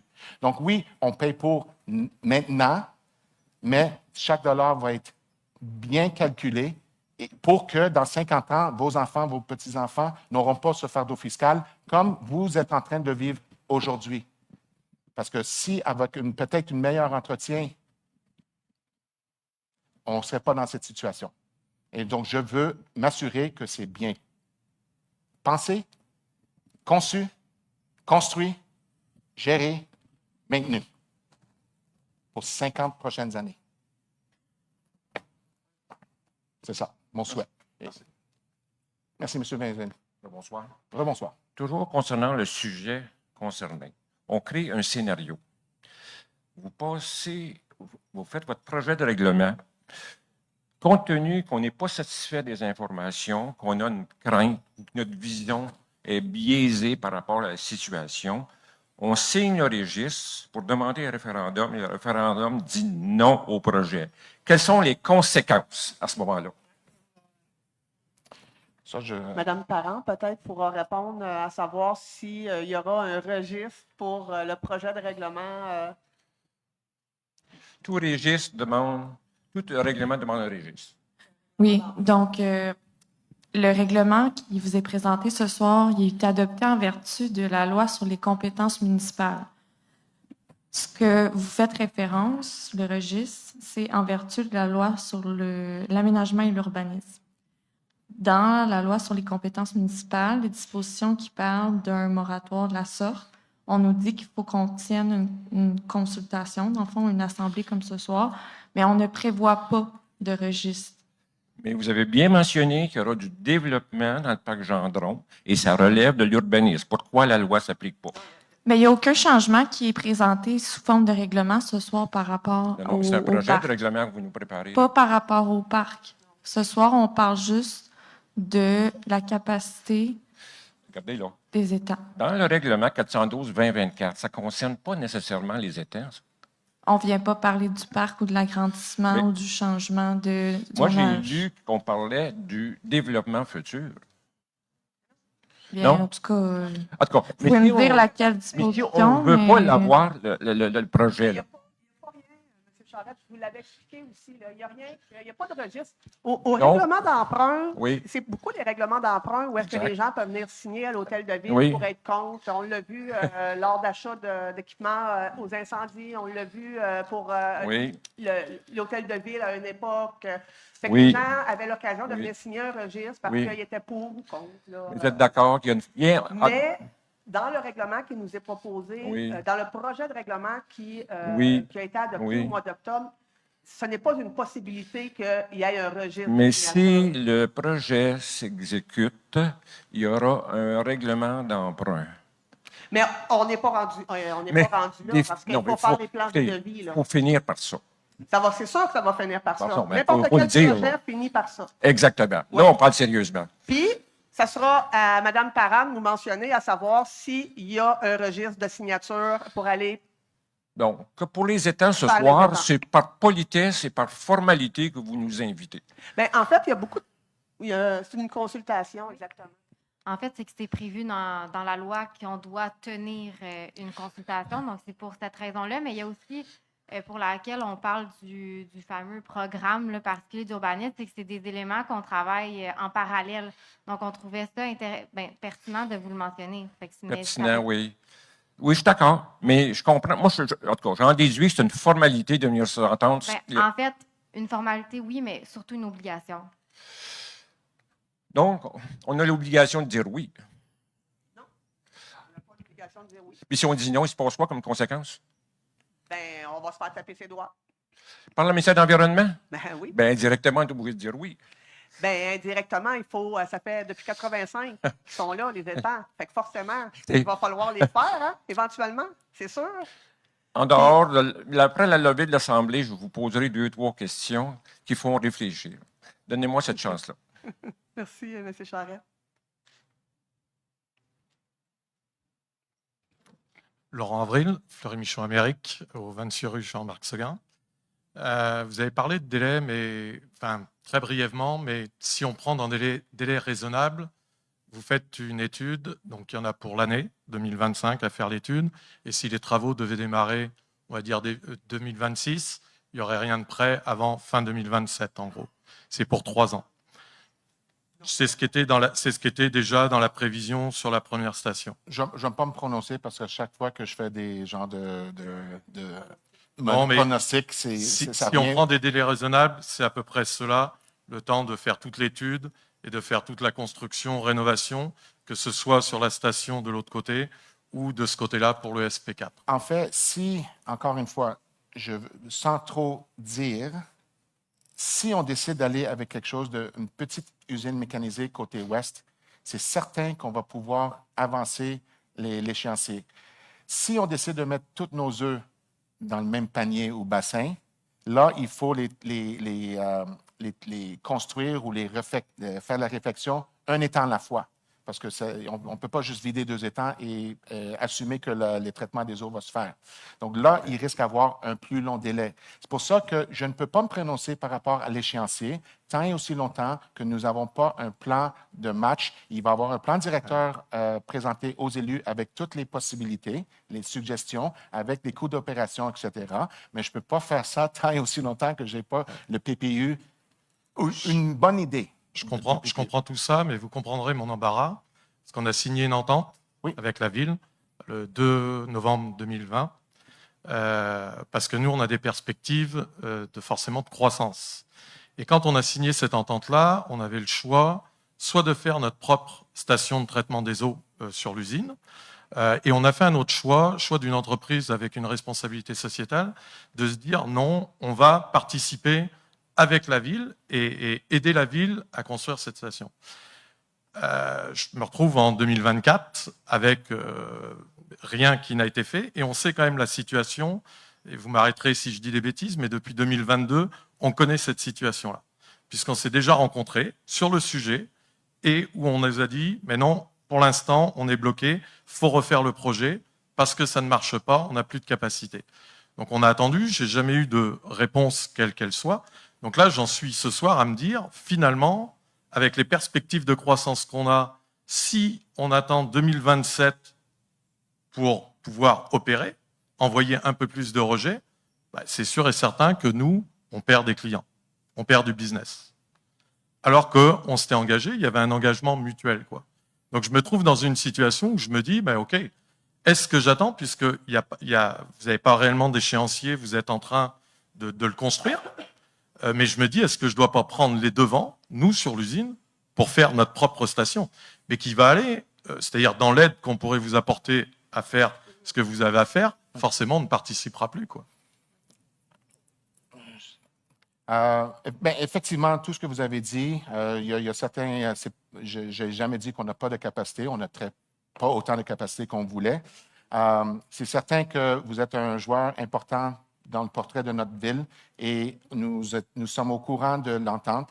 Avec Maître Parent, Kim, c'était prévu qu'on revoie pour vous offrir la meilleure situation. C'est certain qu'il y a eu du temps perdu et c'est dommage et on s'excuse pour ça. Ce n'était pas volontaire. Mais il faut prendre la meilleure décision pour la ville. Et si ça donne qu'on va créer un règlement côté urbaniste pour demander aux futures industries de faire un pré-traitement à la source avant de nous envoyer les débits d'eau, on va le faire parce que ça sera la meilleure chose pour la ville. Pour votre cas, évidemment, est-ce que vous pouvez profiter de la clause grand-père? Ça va être à voir. Ça, c'est des questions juridiques, des ententes qu'il faut réouvrir. Et ça me dépasse. Mais toutes mes décisions seront prises par rapport aux besoins de la ville et atteindre les objectifs. Et c'est certain qu'on veut travailler avec vous, pas contre vous, afin de trouver la meilleure solution. C'est certain que l'échéancier n'est pas idéal, mais on va faire en sorte, je me répète, qu'on va travailler fort ensemble, tout le monde qui est assis aux deux tables, pour le faire le plus rapidement possible pour éviter que le fardeau fiscal soit trop élevé, non seulement pour les contribuables, mais pour nos partenaires industriels. Alors, parce que nous, on va avoir des décisions à prendre assez rapidement en tant Absolument. qu'entreprise. Est-ce que dans ce cadre-là, on peut convenir de rencontres régulières? Parce que jusqu'à présent, on n'a pas réussi à les avoir. La dernière fois que j'ai rencontré Madame Rivard, c'était en C'est- juin 2022. Oui. Oui, en fait, c'était 2023, parce que moi, je suis arrivée à la ville en février 2023. Alors, c'était peut-être pas toi, Oui, je ne sais plus on qui j'ai s'était rencontré en 22. rencontrés, effectivement. Ouais. Mais ça fait partie, justement, là, avec Maître Parent, on s'est rencontrés dernièrement, là, parce que moi, je suis revenue de maternité en septembre. Donc, voilà. Donc, on s'est rencontrés, puis on avait l'intention, justement, de communiquer avec vous. Là, mais comme mentionné au début de la consultation, là, ces dossiers-là, on ne va pas l'aborder de manière... là, on est un peu débordé, là, mais ça se trouve à être un dossier confidentiel, donc entre vous et nous. Donc, je vais communiquer avec vous, M. Avril. Là. OK, j'attends votre appel.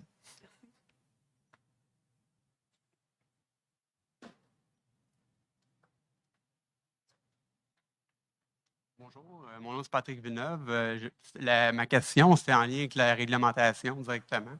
Vous avez parlé pour le résidentiel, pas d'expansion, chambre de bain, chambre, ces choses-là. Pour ce qui est du commercial, disons un local qui est occupé présentement, qui tombe vacant demain matin, est-ce qu'il est bloqué dans son potentiel de location ou si un local est déjà vacant présentement, mais qui était occupé, exemple, une couple de mois, il est-tu bloqué complètement dans le développement si ça laisse dans le même nombre de chambres de bain ou dans le même concept?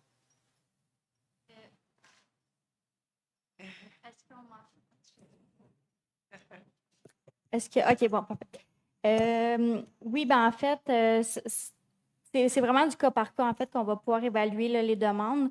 Si un nouvel usage viendrait à générer une augmentation du débit qui était déjà actuel avant l'entrée en vigueur du règlement. Donc, par exemple, aujourd'hui, on a un salon de coiffure, il tombe vacant, puis d'ici quelques mois, un nouvel usage vient à être installé dans ce local-là et ça donne à générer moins de débit. À ce moment-là, ça pourrait être correct. Là. Donc, c'est vraiment du cas par cas à voir au niveau du débit qui est généré là, dans les réseaux d'égouts. Donc, voilà. OK. Fait que disons, comme vous dites, si vous y allez avec le comparable de ce qu'il y avait dans le plus proche avant ça, comme consommation, si on tombe en comparable ou moins, ça pourrait être considéré comme acceptable. Exactement, exactement. Donc, c'est vraiment à voir là, au cas par cas. Okay. Il faut faire les demandes quand même au service de l'urbanisme, puis les inspecteurs et moi-même, là, on va pouvoir analyser les demandes là, en fonction du règlement. OK. Fait que les locales vides ne deviennent pas automatiquement barrés en lien avec le règlement. Systématiquement, il y a potentiel, mais c'est du cas par cas. Exactement. OK. Ça répond à ma question. Merci.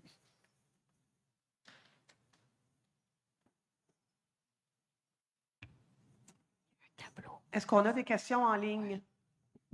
Oui, alors, en fait, on a reçu des questions par courriel avant lundi. Je pense que la majorité ont été répondues, mais par courtoisie, là, je vais quand même les poser.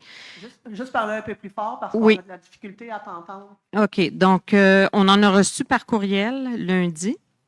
Je vais les passer en premier. Il y a Mme Marleau. Je pense qu'on a répondu, probablement, là, Gino a déjà répondu à plusieurs de ces questions. Elle demande là, est-ce qu'on a un plan d'aménagement prévu dans le parc Oscar Gendron? Je pense qu'on a quand même assez bien répondu. Elle se demandait combien de familles d'industrie de commerce pourraient être ajoutées au réseau. Donc, on a répondu. Elle avait des préoccupations par rapport à ce qui avait déjà été fait, là, par exemple, pour le Collège des douanes, le Collège Bourget, qui ont fait des agrandissements ou des rénovations. Donc, c'était permis parce que la réglementation n'avait pas changé. Donc, on l'a fait en bonne et due forme. Peut-on avoir un résumé des études de capacité résiduelle des années qu'on a mentionnées dans le PowerPoint? Donc, on a expliqué qu'effectivement, on allait du présent vers l'avant. Là. On ne retournera pas en arrière faire l'apologie puis le détail de tous les rapports qu'on a reçus. Une autre des questions, peut-être qui serait... elle voulait voir si on pouvait faire d'autres études. Donc, ce ne sera pas le cas. Et c'était quoi le plan B si on ne pouvait pas mettre l'usine à niveau? Alors, je ne sais pas, Gino, si tu as quelque chose à rajouter à ça. Je ne pense pas. Hein? Non, c'est complet. Merci. Okay. Ensuite de ça, je vais passer à Marilyn Hébert sur Facebook. Elle en a posé plusieurs. Elle aussi, je pense qu'on lui a répondu. Elle demande, est-ce que le dernier rapport déposé au ministère signifie que peu importe le moratoire, tout projet de multilogement sera automatiquement bloqué par le ministère et que si le moratoire n'est pas adopté, il serait possible pour la Ville de continuer d'émettre des permis pour le résidentiel unilogement? Donc, je pense que la réponse, c'est non. C'est bien ça? As-tu compris la question? Oui, effectivement. OK. Ensuite, même s'il est difficile de prévoir avec exactitude combien de temps le moratoire va durer, on a eu la réponse. Est-ce que le moratoire pourrait être relevé si des mises à jour de calcul démontrent une capacité résiduelle? Alors, je pense que dans ton explication du scénario A et B avec l'usine, est-ce que tu peux peut-être juste revenir là-dessus sur l'usine si tu y vas avec une usine mécanisée? C'est certainement quelque chose. Moi, j'essaie de voir chaque projet dans une vision 360 et voir quelles sont les possibilités. Parce que si on décide d'agir exclusivement sur les étangs ou aux étangs, je pense qu'on ne fait pas nos devoirs compte tenu de la situation géographique avec une rivière qui divise la ville en deux et que la majorité du développement se fera sur le côté ouest. Donc, il faut au moins explorer la possibilité de faire une usine indépendante et ça sera mécanisé. C'est une certitude parce qu'on ne va pas creuser plus d'étangs à côté ouest. Il faut, mais ça ne change pas le fait que de l'autre bord, mais ça peut peut-être changer l'ampleur des travaux et ça sera plus une mise aux normes plutôt qu'une capacité. C'est ça, un agrandissement de la capacité. Parce qu'on n'aura pas plus besoin de creuser. On pourrait ouvrir plus de possibilités en sachant qu'il y aura moins de travaux civils d'excavation, si on veut. Donc, voilà. OK. Finalement, sa dernière question, c'est quels seront ou sont les processus de suivi de la situation de la... Excuse-moi, Geneviève, M. Meunier aimerait... c'est M. Luc. Non? Luc. OK. Ben, c'est parce que la question qui a été posée, Gino, merci pour votre réponse, mais je pense que la question, c'était aussi s'il y a un moratoire et que dans les 2 prochaines années, il y a des travaux qui sont effectués qui soulagent la station d'épuration, est-ce que c'est possible que le moratoire soit levé à ce moment-là? Juridiquement parlant, je ne connais pas qu'est-ce qu'on a le droit. Je sais que l'étude de capacité, comme vous le savez bien, dépend sur les données des 3-4 années précédentes en termes de charge et débit. C'est certain que si on peut prouver au ministère de l'Environnement qu'on a coupé de 30 le volume et ainsi que la charge provenant du côté ouest parce qu'on a une solution indépendante et une redondance pour moi aussi, que là, peut-être, on va pouvoir nous accorder ce droit de pouvoir rallumer, mettre le switch on encore. Mais encore, je ne connais pas les exigences. Comme vous, c'est la première fois que je passe en moratoire, malheureusement. Et donc, on va connaître ça ou savoir les conséquences ensemble. Mais merci pour la question et la précision. Ensuite, la dernière question de Mme Hébert, c'est quels sont les processus de suivi de la situation et de la mesure de ses impacts? Quels sont les processus de suivi de la situation et de la mesure de ses impacts sont prévus? Y aura-t-il une reddition régulière aux citoyens et sous quelle forme et quelle fréquence? Donc, c'est certain que moi, je suis, je ne sais pas si vous avez déjà aperçu, un surcommunicateur. J'aime être transparent pour 2 raisons. Ça fait partie de ma nature et deuxièmement, je n'ai rien à cacher. Si je fais mon travail, oui, des fois, ça ne correspond pas à vos attentes, mais le travail sera fait de façon avec intégrité, toujours avec les bonnes intentions pour combler les objectifs de la ville. Moi, je n'ai pas d'orgueil, moi, je le laisse à la porte. D'accord? Donc, Geneviève, je te lance la pierre parce que ça va dépendre. Si tu es prête à rédiger un communiqué de presse à chaque semaine pour bien communiquer, c'est à toi de décider. Mais moi, j'aimerais être plus transparent avec la direction générale ainsi que les élus. Et par défaut, ça va être transmis à vous, le public.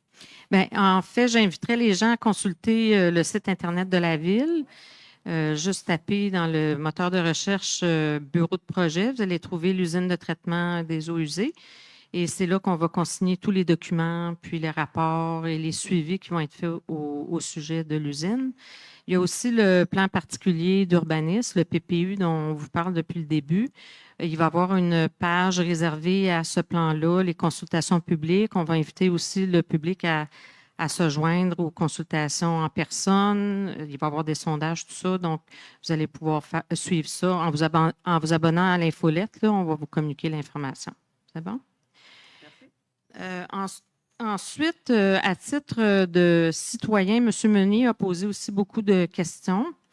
Plusieurs sont pertinentes concernant, là, je vais y aller, c'est sûr que les questions sont longues, là, mais quelles sont les conditions associées à la promesse d'une subvention du gouvernement du Québec qui a été faite là, sur le 10 millions? Je ne sais pas si tu veux en glisser un mot, c'est toujours valide. Peux-tu, s'il te plaît, répéter la question? Quelles sont les conditions associées à la promesse d'une subvention du gouvernement du Québec de plus de 10 millions? C'est certain que lors de la demande en 2020, on ne s'attendait jamais à se rendre à une telle situation. C'est pour ça qu'à chaque étape, depuis la résiliation du contrat, je suis en communication assez fréquente avec le ministère de l'Environnement pour le garder à jour. Encore une fois, ce n'est pas les informations que le ministère veut entendre, mais c'est la réalité. Et je ne cacherai pas, je ne mettrai pas de beurre à sucre ou whatever. En anglais, it is what it is. Et on va vivre avec. Mais ils sont au courant. C'est certain qu'on nous recommande fortement de ne pas attendre un autre 10 ans. C'est jamais le cas. Mais ils sont au courant de tout ce qui se passe et c'est ça. Ils le seront encore plus lorsqu'on avance avec un plan plus accéléré. Parfait. Ensuite, au sujet du rapport sur l'étude de la firme FD Expert Conseil, je crois qu'on l'a rendu déjà public auprès du Conseil. Est-ce qu'on va le rendre public auprès du... Est-ce que ça va être rendu public? En fait, on va falloir qu'on fasse la vérification auprès du greffe, là, la personne qui est responsable de la loi sur l'accès à l'information. Mais il me semble là, que ce rapport-là est confidentiel, donc il va falloir faire la vérification. Là. Est-ce qu'on peut en connaître les coûts? Pardon, Pour les coûts, est-ce qu'on peut connaître les coûts de l'étude? Est-ce que c'est public? Le contrat a été attribué, il doit avoir une résolution, j'imagine? Ah, mais je ne sais pas. Ça sera validé. Ensuite de ça, quelles sont les exigences actuelles du ministère de l'Environnement concernant dans la documentation présentée sur le site de la Ville, l'administration en place a décidé de revoir l'ensemble du dossier pour s'assurer que là où les solutions retenues répondent aux exigences actuelles du ministère. Donc, on demande et à l'ensemble des besoins et des attentes des citoyens, quelles sont les exigences actuelles du ministère? J'avais mentionné avant que, je crois que c'est par rapport à un OER, si je ne me trompe pas, que la dernière demande de OER en 2022 faisait en sorte qu'on utilisait les mêmes variables lors de la conception. Et je ne crois pas que ces variables seront nécessairement transférables ou appliquées pour une prochaine demande OER. J'avais fait la demande à notre consultant pour dire, sans avoir une bonne idée de la vocation du parc industriel Dr. Oscar Gendron, est-ce que c'est possible de faire une demande OER? C'est difficile. Et je comprends qu'il pourrait y avoir des scénarios et des modèles et des simulations. Mais il faut faire attention que sans une vision, je pense qu'on consacre des énergies, pas nécessairement aux bons endroits, parce que même avec une bonne vision, les variables peuvent changer. Imaginez, sans cette orientation, cette vision claire, nette et précise, c'est comme tirer un dard aveuglement. Donc, j'aimerais procéder de façon stratégique, même si ça prend un petit peu plus de temps, mais je pense que ça va porter fruit. Mais c'est certain qu'avec l'aide de la direction générale et les élus, je me répète avec cet énoncé plusieurs fois, on va voir si on peut accélérer et peut-être se prononcer un petit peu en avance, même en ne pas sachant, pas sachant les réponses de la MRC, sachant pas, pardon, les réponses de la MRC et ou du ministère de l'Environnement. C'est ça. On est un petit peu l'œuf ou la poule. C'est ça la question à répondre. OK. Pour mettre aux normes les étangs, il faut définir quels seront les débits d'eau usés et les charges de pollution à traiter dans le futur. Ces estimations sont basées sur des projections dans les 20-25 ans, dans 20 ou 25 ans, de quelle sera l'augmentation de la population de la ville de Rigaud, des nouvelles industries, commerces ou institutions, les ICI, qui pourraient venir s'implanter sur le territoire desservi par le réseau d'égouts. On peut tergiverser pendant des années pour tenter de prédire ces chiffres. Il est impossible de les connaître avec précision. Si on prévoit une croissance annuelle de 1 %, la population de Rigaud en 2050 serait d'environ 11 000 habitants et on sait ce que cela représente en termes de pollution à traiter. Le fait que ces habitants soient installés dans le secteur de la ville de Rigaud, déjà desservi par des infrastructures et des services aux citoyens, ou que ces habitants soient installés dans le parc du Dr Oscar Gentron ne change rien. Pour ce qui est des ICI, nous avons déjà décidé que nous voulons que les entreprises qui viendront s'installer dans le parc industriel aient des rejets d'eau usée limités selon nos exigences. Il est donc facile de prédire les débits et les charges que pourrait générer le parc une fois complètement développé. Donc, les questions sont les suivantes. Quel lien faites-vous entre la vision des citoyens sur leur milieu de vie et le projet de la mise aux normes des étangs? Une bonne longue question. Une bouchée à la fois. J'avais déjà parlé de la vocation. Pour moi, une vocation mixte avec résidentiel, commercial et industriel va faire en sorte que ça va produire un certain volume et débit volume/débit ou charge. C'est certain que si on décide de mettre l'usine la plus grande au monde de Amazon, avec 2 toilettes et 3 douches sur toute la superficie, ça va changer la donne en termes de la conception. J'exagère. Et un troisième lieu, si on décide d'y aller vers l'avant avec un pôle agroalimentaire qui est, si je ne me trompe pas, le schéma souhaité par la MRC, ça change la donne. Le fait qu'on voudrait demander aux industries d'avoir un pré-traitement à la source qui serait la solution idéale est une excellente suggestion, mais ce règlement n'existe pas encore. Donc, est-ce que ce serait peut-être un peu irresponsable qu'on puisse avancer avec une conception d'une usine sans même que la réglementation soit rédigée, adoptée et acceptée par vous? Parce qu'on pourrait avoir un registre et ça pourrait être refusé. J'aimerais avoir des variables un petit peu plus définies. C'est tout ce que je recherche. Parce que dans le passé, je pense qu'on s'est tiré une balle dans le pied parce que on a besoin d'augmenter la capacité des usines. Go. On veut augmenter excuse-moi, là, c'est parce que là, je suis en train de perdre mon micro. On souhaite augmenter la population de 8 000 à 10 000. Pour moi, ce n'est pas une variable pertinente. Je vous explique pourquoi. Ce n'est pas les 8 000 habitants de Rigaud qui sont plugués sur le réseau actuel. On va dire, chiffre rond, la moitié.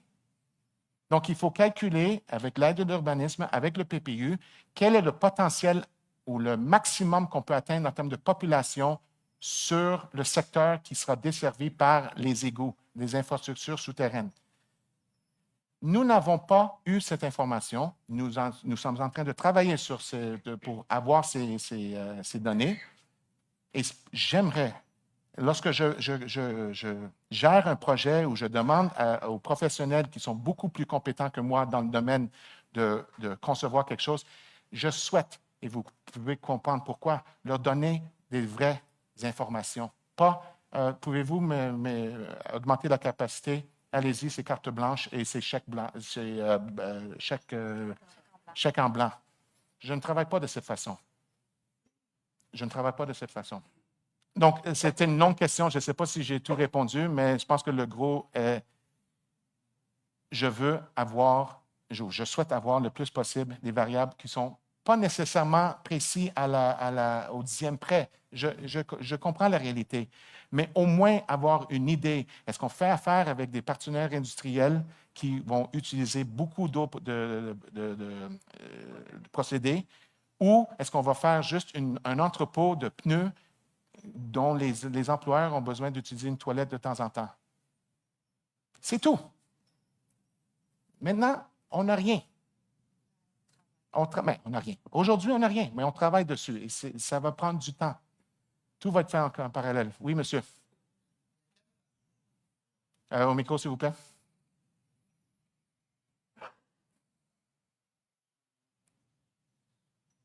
Bonsoir. Quand vous dites que vous travaillez là-dessus, Sylvain Coste, chemin de la Pointe-aux-Sables, quand vous dites que vous travaillez ou que vous n'avez pas de données tangibles, en fait, ce que j'ai pu comprendre de la question de M. Meunier, c'était sur quoi vous allez vous baser pour prendre des décisions, alors que même aujourd'hui, en 2024, malgré toutes les années passées, on n'a toujours pas de données probantes. Donc, sur quoi vous allez vous baser pour arriver avec des données qui sont intéressantes et qui sont tangibles, comme vous dites? Bonne question, M. Coste. Merci. Ce sont des recommandations. Ce n'est pas coulé dans le béton. J'essaie d'analyser, de tourner chaque pierre pour voir, parce que je trouve qu'un problème dans le passé, c'est qu'on n'a pas investigué, on n'a pas songé à la possibilité de ne pas mettre tous nos investissements dans les étangs. Et pour moi, c'était un manque, une opportunité perdue. C'est certain que maintenant, on doit peut-être prendre plus de risques en sachant qu'on a le dos est contre le mur. Mais imaginez que le souhait des élus, avec la demande de la modification du schéma auprès de la MRC pour s'éloigner un peu du pôle agroalimentaire et rendre ça un petit peu plus mixte. On va jouer un jeu. Je vais assumer que ça va être le cas. Je commence à faire une progression de la conception des étangs et que ça se fait refuser par la MRC. Vous allez rester comme pôle agroalimentaire. Est-ce que quelqu'un dans cette salle pourrait me garantir que notre demande va être acceptée? En fait, je comprends la réponse que vous essayez de me donner, mais ce que j'essaie, moi, de comprendre, c'est de quelle façon. Parce que là, ce que vous me dites, c'est que, un peu comme malheureusement dans beaucoup de cas, moi inclus, on marche les yeux fermés en espérant que. Là, ce que je comprends, c'est que vous n'avez pas de données probantes. Vous ne voulez pas prendre de décision, ce qui est tout à fait normal et légitime parce que vous n'avez pas de données. Mais comment vous allez pouvoir récupérer puis aller faire pour aller chercher ces données-là? C'est ce qu'on fait en ce moment et vous avez raison. Mais avant, j'ai voulu patienter le plus possible pour avoir les vraies données. Now, j'ai besoin de, excusez l'anglicisme, gamble a little bit. Et peut-être pousser l'idée ou avoir plan A, plan B, plan C. Ce n'est pas mon souhait. Et je vais vous donner un exemple très vulgarisé, parce que c'est la façon que j'expliquais ça à ma grand-mère dans le temps lorsqu'elle était toujours vivante. Elle n'a jamais fini le secondaire, donc il a fallu que je diminue le côté technique. Je me marie avec Mme Rivard à côté de moi. D'accord? Et c'est très vulgaire et je sais que j'exagère, mais j'espère vous faire comprendre. On se marie. On demande à un architecte de dessiner une première maison. On ne dit pas plus un mot. C'est quoi la première question que vous pensez que l'architecte va nous poser comme question? Je comprends tout ce que vous me dites. Je comprends tout ce que vous me dites. Mais c'est ça. En fait, ce que j'essaie, moi, de savoir, c'est comment vous allez y arriver. Parce que c'est tout logique, ce que vous dites. Oui. Mais ce que je ne comprends pas, c'est comment vous allez y arriver, parce que ce que vous dites, c'est une bonne question. Mais juste pour terminer mon exemple, parce que les gens, sûrement, vous êtes en suspens, c'est vous allez avoir combien d'enfants? Combien de chambres à coucher? Parce qu'on n'a rien dit. On veut une maison, c'est tout. C'est-tu 0,1, 2, 3, 12, 15? Ça change la façon que ça va être conçu. J'exagère, mais c'est plus ou moins la situation. Maintenant, nous allons aller vers l'avant et peut-être je vais avaler mon orgueil pour dire on va regarder les possibilités si jamais on décide d'aller vers cette piste, vers cette piste, vers cette piste. Et ce n'est pas mon souhait, mais là, je préfère être proactif. Mais encore une fois, comme j'ai dit avant, ce soir, le 29 octobre, On s'est concentré sur la consultation publique. La bombe nous est tombée en fin août. Ça a été partagé aux élus et à la direction générale peu après. Et nous sommes là pour vous. C'est certain qu'on va accélérer la donne. Oui, vas-y. Ma dernière question, c'est Oui, j'aimerais juste rajouter quelque chose par rapport à les données là, que vous disiez. Donc, c'est pour ça, tantôt, je parlais là, du programme particulier d'urbanisme. Donc, je sais que ce n'est pas à l'unanimité auprès du conseil, mais ça reste qu'il y a une demande qui a été envoyée à la MRC pour revoir le schéma. Donc, mais c'est pour voir un peu qu'est-ce qui va être fait sur ce terrain vacant-là, parce que ça va être déterminant après pour les variables. Donc, c'est pour ça qu'on a commencé à faire ça au début de l'année. Puis là, on est en train justement avec la firme là, qui travaille là-dessus de façon active. Là. Donc, ça, c'est comme en parallèle. Puis c'est pour ça qu'on parle tant de l'œuf et la poule. Donc, on le travaille en parallèle du dossier des États. Puis ma dernière question, ça va. Peut-être que vous y avez répondu puis que je n'ai pas été assez attentif.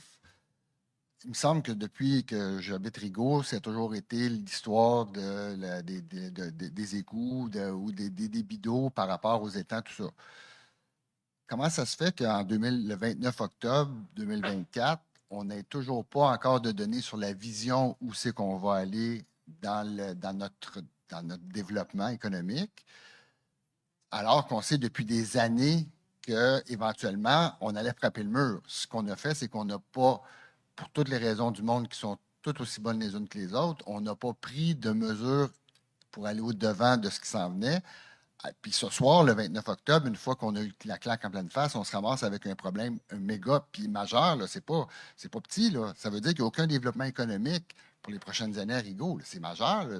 Le revenu, c'est quoi, là, je ne veux pas qu'on embarque là-dedans parce que ce n'est pas l'objectif, mais c'est quoi le montant des taxes qui ne seront pas, les prévisions qui ne seront pas rentrées? C'est quoi tout ce qui suit avec le problème qu'on a ce soir est majeur? Puis qu'on n'est même pas ce soir capable de donner de vision sur qu'est-ce qu'on pense que l'avenir de la ville va être dans plusieurs années. Je trouve ça grave. J'essaie juste de voir pourquoi est-ce qu'on attend ce soir pour le faire. Je ne veux pas partir un débat, ce n'est pas l'objectif, mais c'est un peu mon point, puis je vais arrêter là-dessus. Je vous remercie.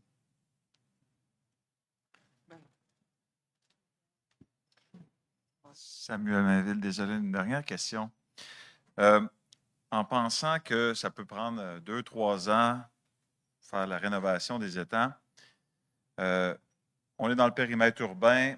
Est-ce qu'il y a des mesures qui pourraient être compensatoires dans le sens où est-ce que le traitement des eaux usées qui pourrait être fait à même nos terrains, nos installations? Je sais qu'il y a beaucoup de méthodes qui peuvent être faites, puis qui ne viendraient aucunement impacter le niveau là, de flux d'eau usée dans le système. Est-ce que ça pourrait être une alternative à négocier avec l'urbanisme afin d'avoir une mesure compensatoire par rapport à la mesure d'urgence qui est du moratoire pendant 2-3 ans, pour pas qu'on soit les deux pieds sur la bavette du poêle? Il va falloir qu'on fasse la vérification. Là. Moi, pour vous mettre en contexte, j'ai travaillé à la Prairie. Donc, auparavant, il y avait également un moratoire. On s'en était parlé, M. Mainville, là, justement, là, par rapport à autre chose. Là. Mais, dans le fond, à cet endroit-là, ce n'était pas possible, étant donné au niveau juridique. Il va falloir qu'on fasse nos vérifications au niveau de nos règlements, si c'est une option possible. Par contre, ce qu'il faut savoir, c'est que quand on a une installation septique, on doit avoir un minimum requis là, sur le terrain. Donc, souvent, en milieu urbain, c'est des petits terrains. Donc, ils n'ont pas nécessairement la place pour pouvoir accueillir une telle installation. Donc, ça, c'est un point de vue un peu plus technique, mais il va falloir faire la vérification au niveau de nos règlements si c'est quelque chose qu'on peut envisager ou pas. Là. Est-ce que ça serait envisageable que le politique ait une réflexion par rapport à dire hey, si ça peut le permettre et on a une preuve qui vient être béton, en disant regardez, tout serait conforme, etc., par des professionnels? Bien, à ce moment-là, ce n'est pas nécessairement une décision politique. Là. Ça va être de voir au niveau des règlements si c'est quelque chose qui est possible. Donc, il va falloir qu'on le regarde, nous, à l'interne, au niveau de l'administration. Sauf qu'il va falloir vérifier au niveau des règlements, mais également chaque propriété, est-ce qu'elle est conforme pour accueillir une installation septique? Mais ça, il va falloir faire les vérifications plus poussées par rapport à ça. Oh, oui, définitivement. Puis présenter de manière conforme avec les ingénieurs et responsables. Là. Ça pourrait être intéressant. En tout cas, pour ne pas justement être là à attendre 3 ans. Vous comprenez? C'était mon commentaire. Merci. Gérald Gauthier fait suite à Samuel. Le plus bel exemple que vous avez à Rigaud, c'est le camping choisi. Il y a à peu près 500-600 campeurs, là. Puis ils ont fait leur système de traitement. Fait que je ne sais pas si ça peut s'appliquer chez Samuel, mais. Non. Je pense qu'il y avait déjà un système avant, je pense. Pardon? Il y avait déjà un système Où ça? au camping choisi. Oui, ils l'ont refait en C'est neuf. ça, ils ont comme rénové leurs installations. Ils l'ont refait au complet. C'est ça. Bon. Mais il y en avait un. C'est ça qu'on va faire, nous autres aussi. On en a un, puis on va le refaire au complet. Oui, mais Samuel, là, en tout cas. Oui. Je ne sais pas, pour Geneviève, Oui, si, j'ai pas- oui, c'est ça. C'est ça. Merci. Donc, la sous-question, là, ça, c'était la première question du texte que je vous avais lu. Donc, pour quelle raison votre mise en question de l'usage du parc industriel du Dr Oscar Gendron, donc en parenthèse résidentiel, commercial ou industriel léger, a fait retarder la réalisation du projet de la mise aux normes des étangs? On a répondu. C'est bon? Oui, on a répondu. OK. Ensuite, la Ville vient de décider d'acheter 3 nouveaux aérateurs pour les étangs. Là, je pense que Gino t'en a parlé. Pourquoi est-ce que de nouveaux aérateurs n'ont pas été achetés et installés plus tôt? C'est une bonne question. Ce serait plutôt à voir avec notre chef de division de traitement des eaux. Moi, je ne suis pas responsable nécessairement pour l'opération de l'usine et des étangs. C'est certain que s'il y avait un problème avec les aérateurs, j'imagine qu'il y avait un problème avec les aérateurs présents ou existants. Mais en sachant que la performance des nouveaux aérateurs, de ce que j'ai compris, elle est fort supérieure à ce qu'on avait avant. C'est pour ça qu'on va aller vers l'avant avec le remplacement des autres proactivement, pas nécessairement en attendant qu'il va y avoir un bris ou une baisse de performance.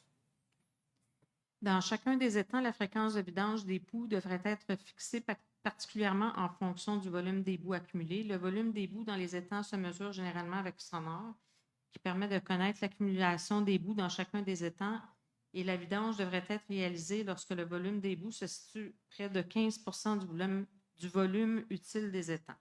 Pouvez-vous nous donner les statistiques des mesures d'éboues dans les étangs et les vidanges qui ont été réalisées dans les 10 dernières années? Oui, je pense qu'on va pouvoir revenir. Ça, c'est plus une question demande à l'accès à l'information. Je me répète, on a fait une dernière demande il y a une dernière mesure de boue au cours des dernières semaines et on n'a pas encore reçu le rapport. C'est certain que moi, j'ai déjà un plan d'action par rapport au vidange des boues si c'est nécessaire, mais ça va impliquer encore un investissement. Pardon? Oui. OK. Ensuite, depuis 2021, quels sont les travaux de séparation d'égouts qui ont été réalisés et pour chacun de ces travaux, quel est l'impact sur la réduction de la pollution acheminée à la station d'épuration? J'imagine que tu ne peux pas répondre à ça non plus. Oui, ça a été répondu, mais malheureusement, comme M. Gauthier avait remarqué, on remet le nœud sur Saint-Pierre. Donc, net zéro, mais on a fait nos devoirs. Dans moins de 2 mois, la Ville déposera son budget 2025. Quels sont les travaux et les investissements prévus dans ce budget qui permettront de réduire la pollution acheminée à la station? Non? En fait, on n'est pas rendu là. On n'est pas rendu à savoir quelle somme qu'on va mettre. On ne s'est pas assis tous les élus ensemble pour discuter du budget 2025. L'estimation des coûts de la mise aux normes de la station d'épuration est passée de 3,5 millions en 2016 à 23,7 millions en 2021. Pouvez-vous nous présenter un tableau qui résume pour chacune des estimations? En 2019, c'est ça. 2019, oui.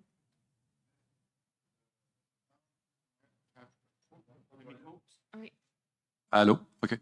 Mais je pense que vous pouvez arrêter là. Gino a répondu pas mal aux questions qui restent et puis on va avoir l'occasion de s'en parler à l'interne.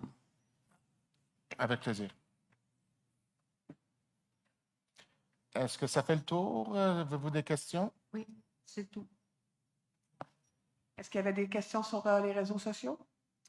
On les a posées déjà. Là, c'était Parfait. bon, oui. Parfait. Oui, il y avait une dernière question ici. On vient de demander à savoir, par rapport à l'achat des aérateurs, pourquoi ça n'a pas été posé plus vite. Moi, ce que je me pose comme question, par exemple, c'est que comment ça se fait que l'usine d'épuration n'est pas déjà réglée, sachant qu'il y a des gens qui siégeaient à votre place avant, puis qui savaient déjà c'était quoi le problème, ça n'a pas été fait. Peut-être que M. Meunier est au courant aussi. Mais en fait, c'est que, comme M. Lally l'a dit précédemment, on n'est pas là aujourd'hui là, pour juger de ce qui s'est fait par le passé. On n'est pas là pour dire, questionner les décisions des élus. Nous autres, là, on veut juste faire les choses correctement. Puis c'est la façon de faire, c'est de procéder présentement. J'ai été mis au courant qu'il y a d'autres municipalités de la MRC qui ont déjà, eux aussi, passé leur résolution pour poser un moratoire. Donc, nos étangs, dans la plupart de nos municipalités dans la MRC, sont en fin de vie. Plusieurs municipalités vont devoir la passer, cette résolution-là, à contre-cœur. Nous, on veut juste faire les choses correctement puis d'avancer. Donc, les décisions qui ont été faites par le passé, on n'est pas là. On veut aller de l'avant puis prendre la meilleure décision. Comme M.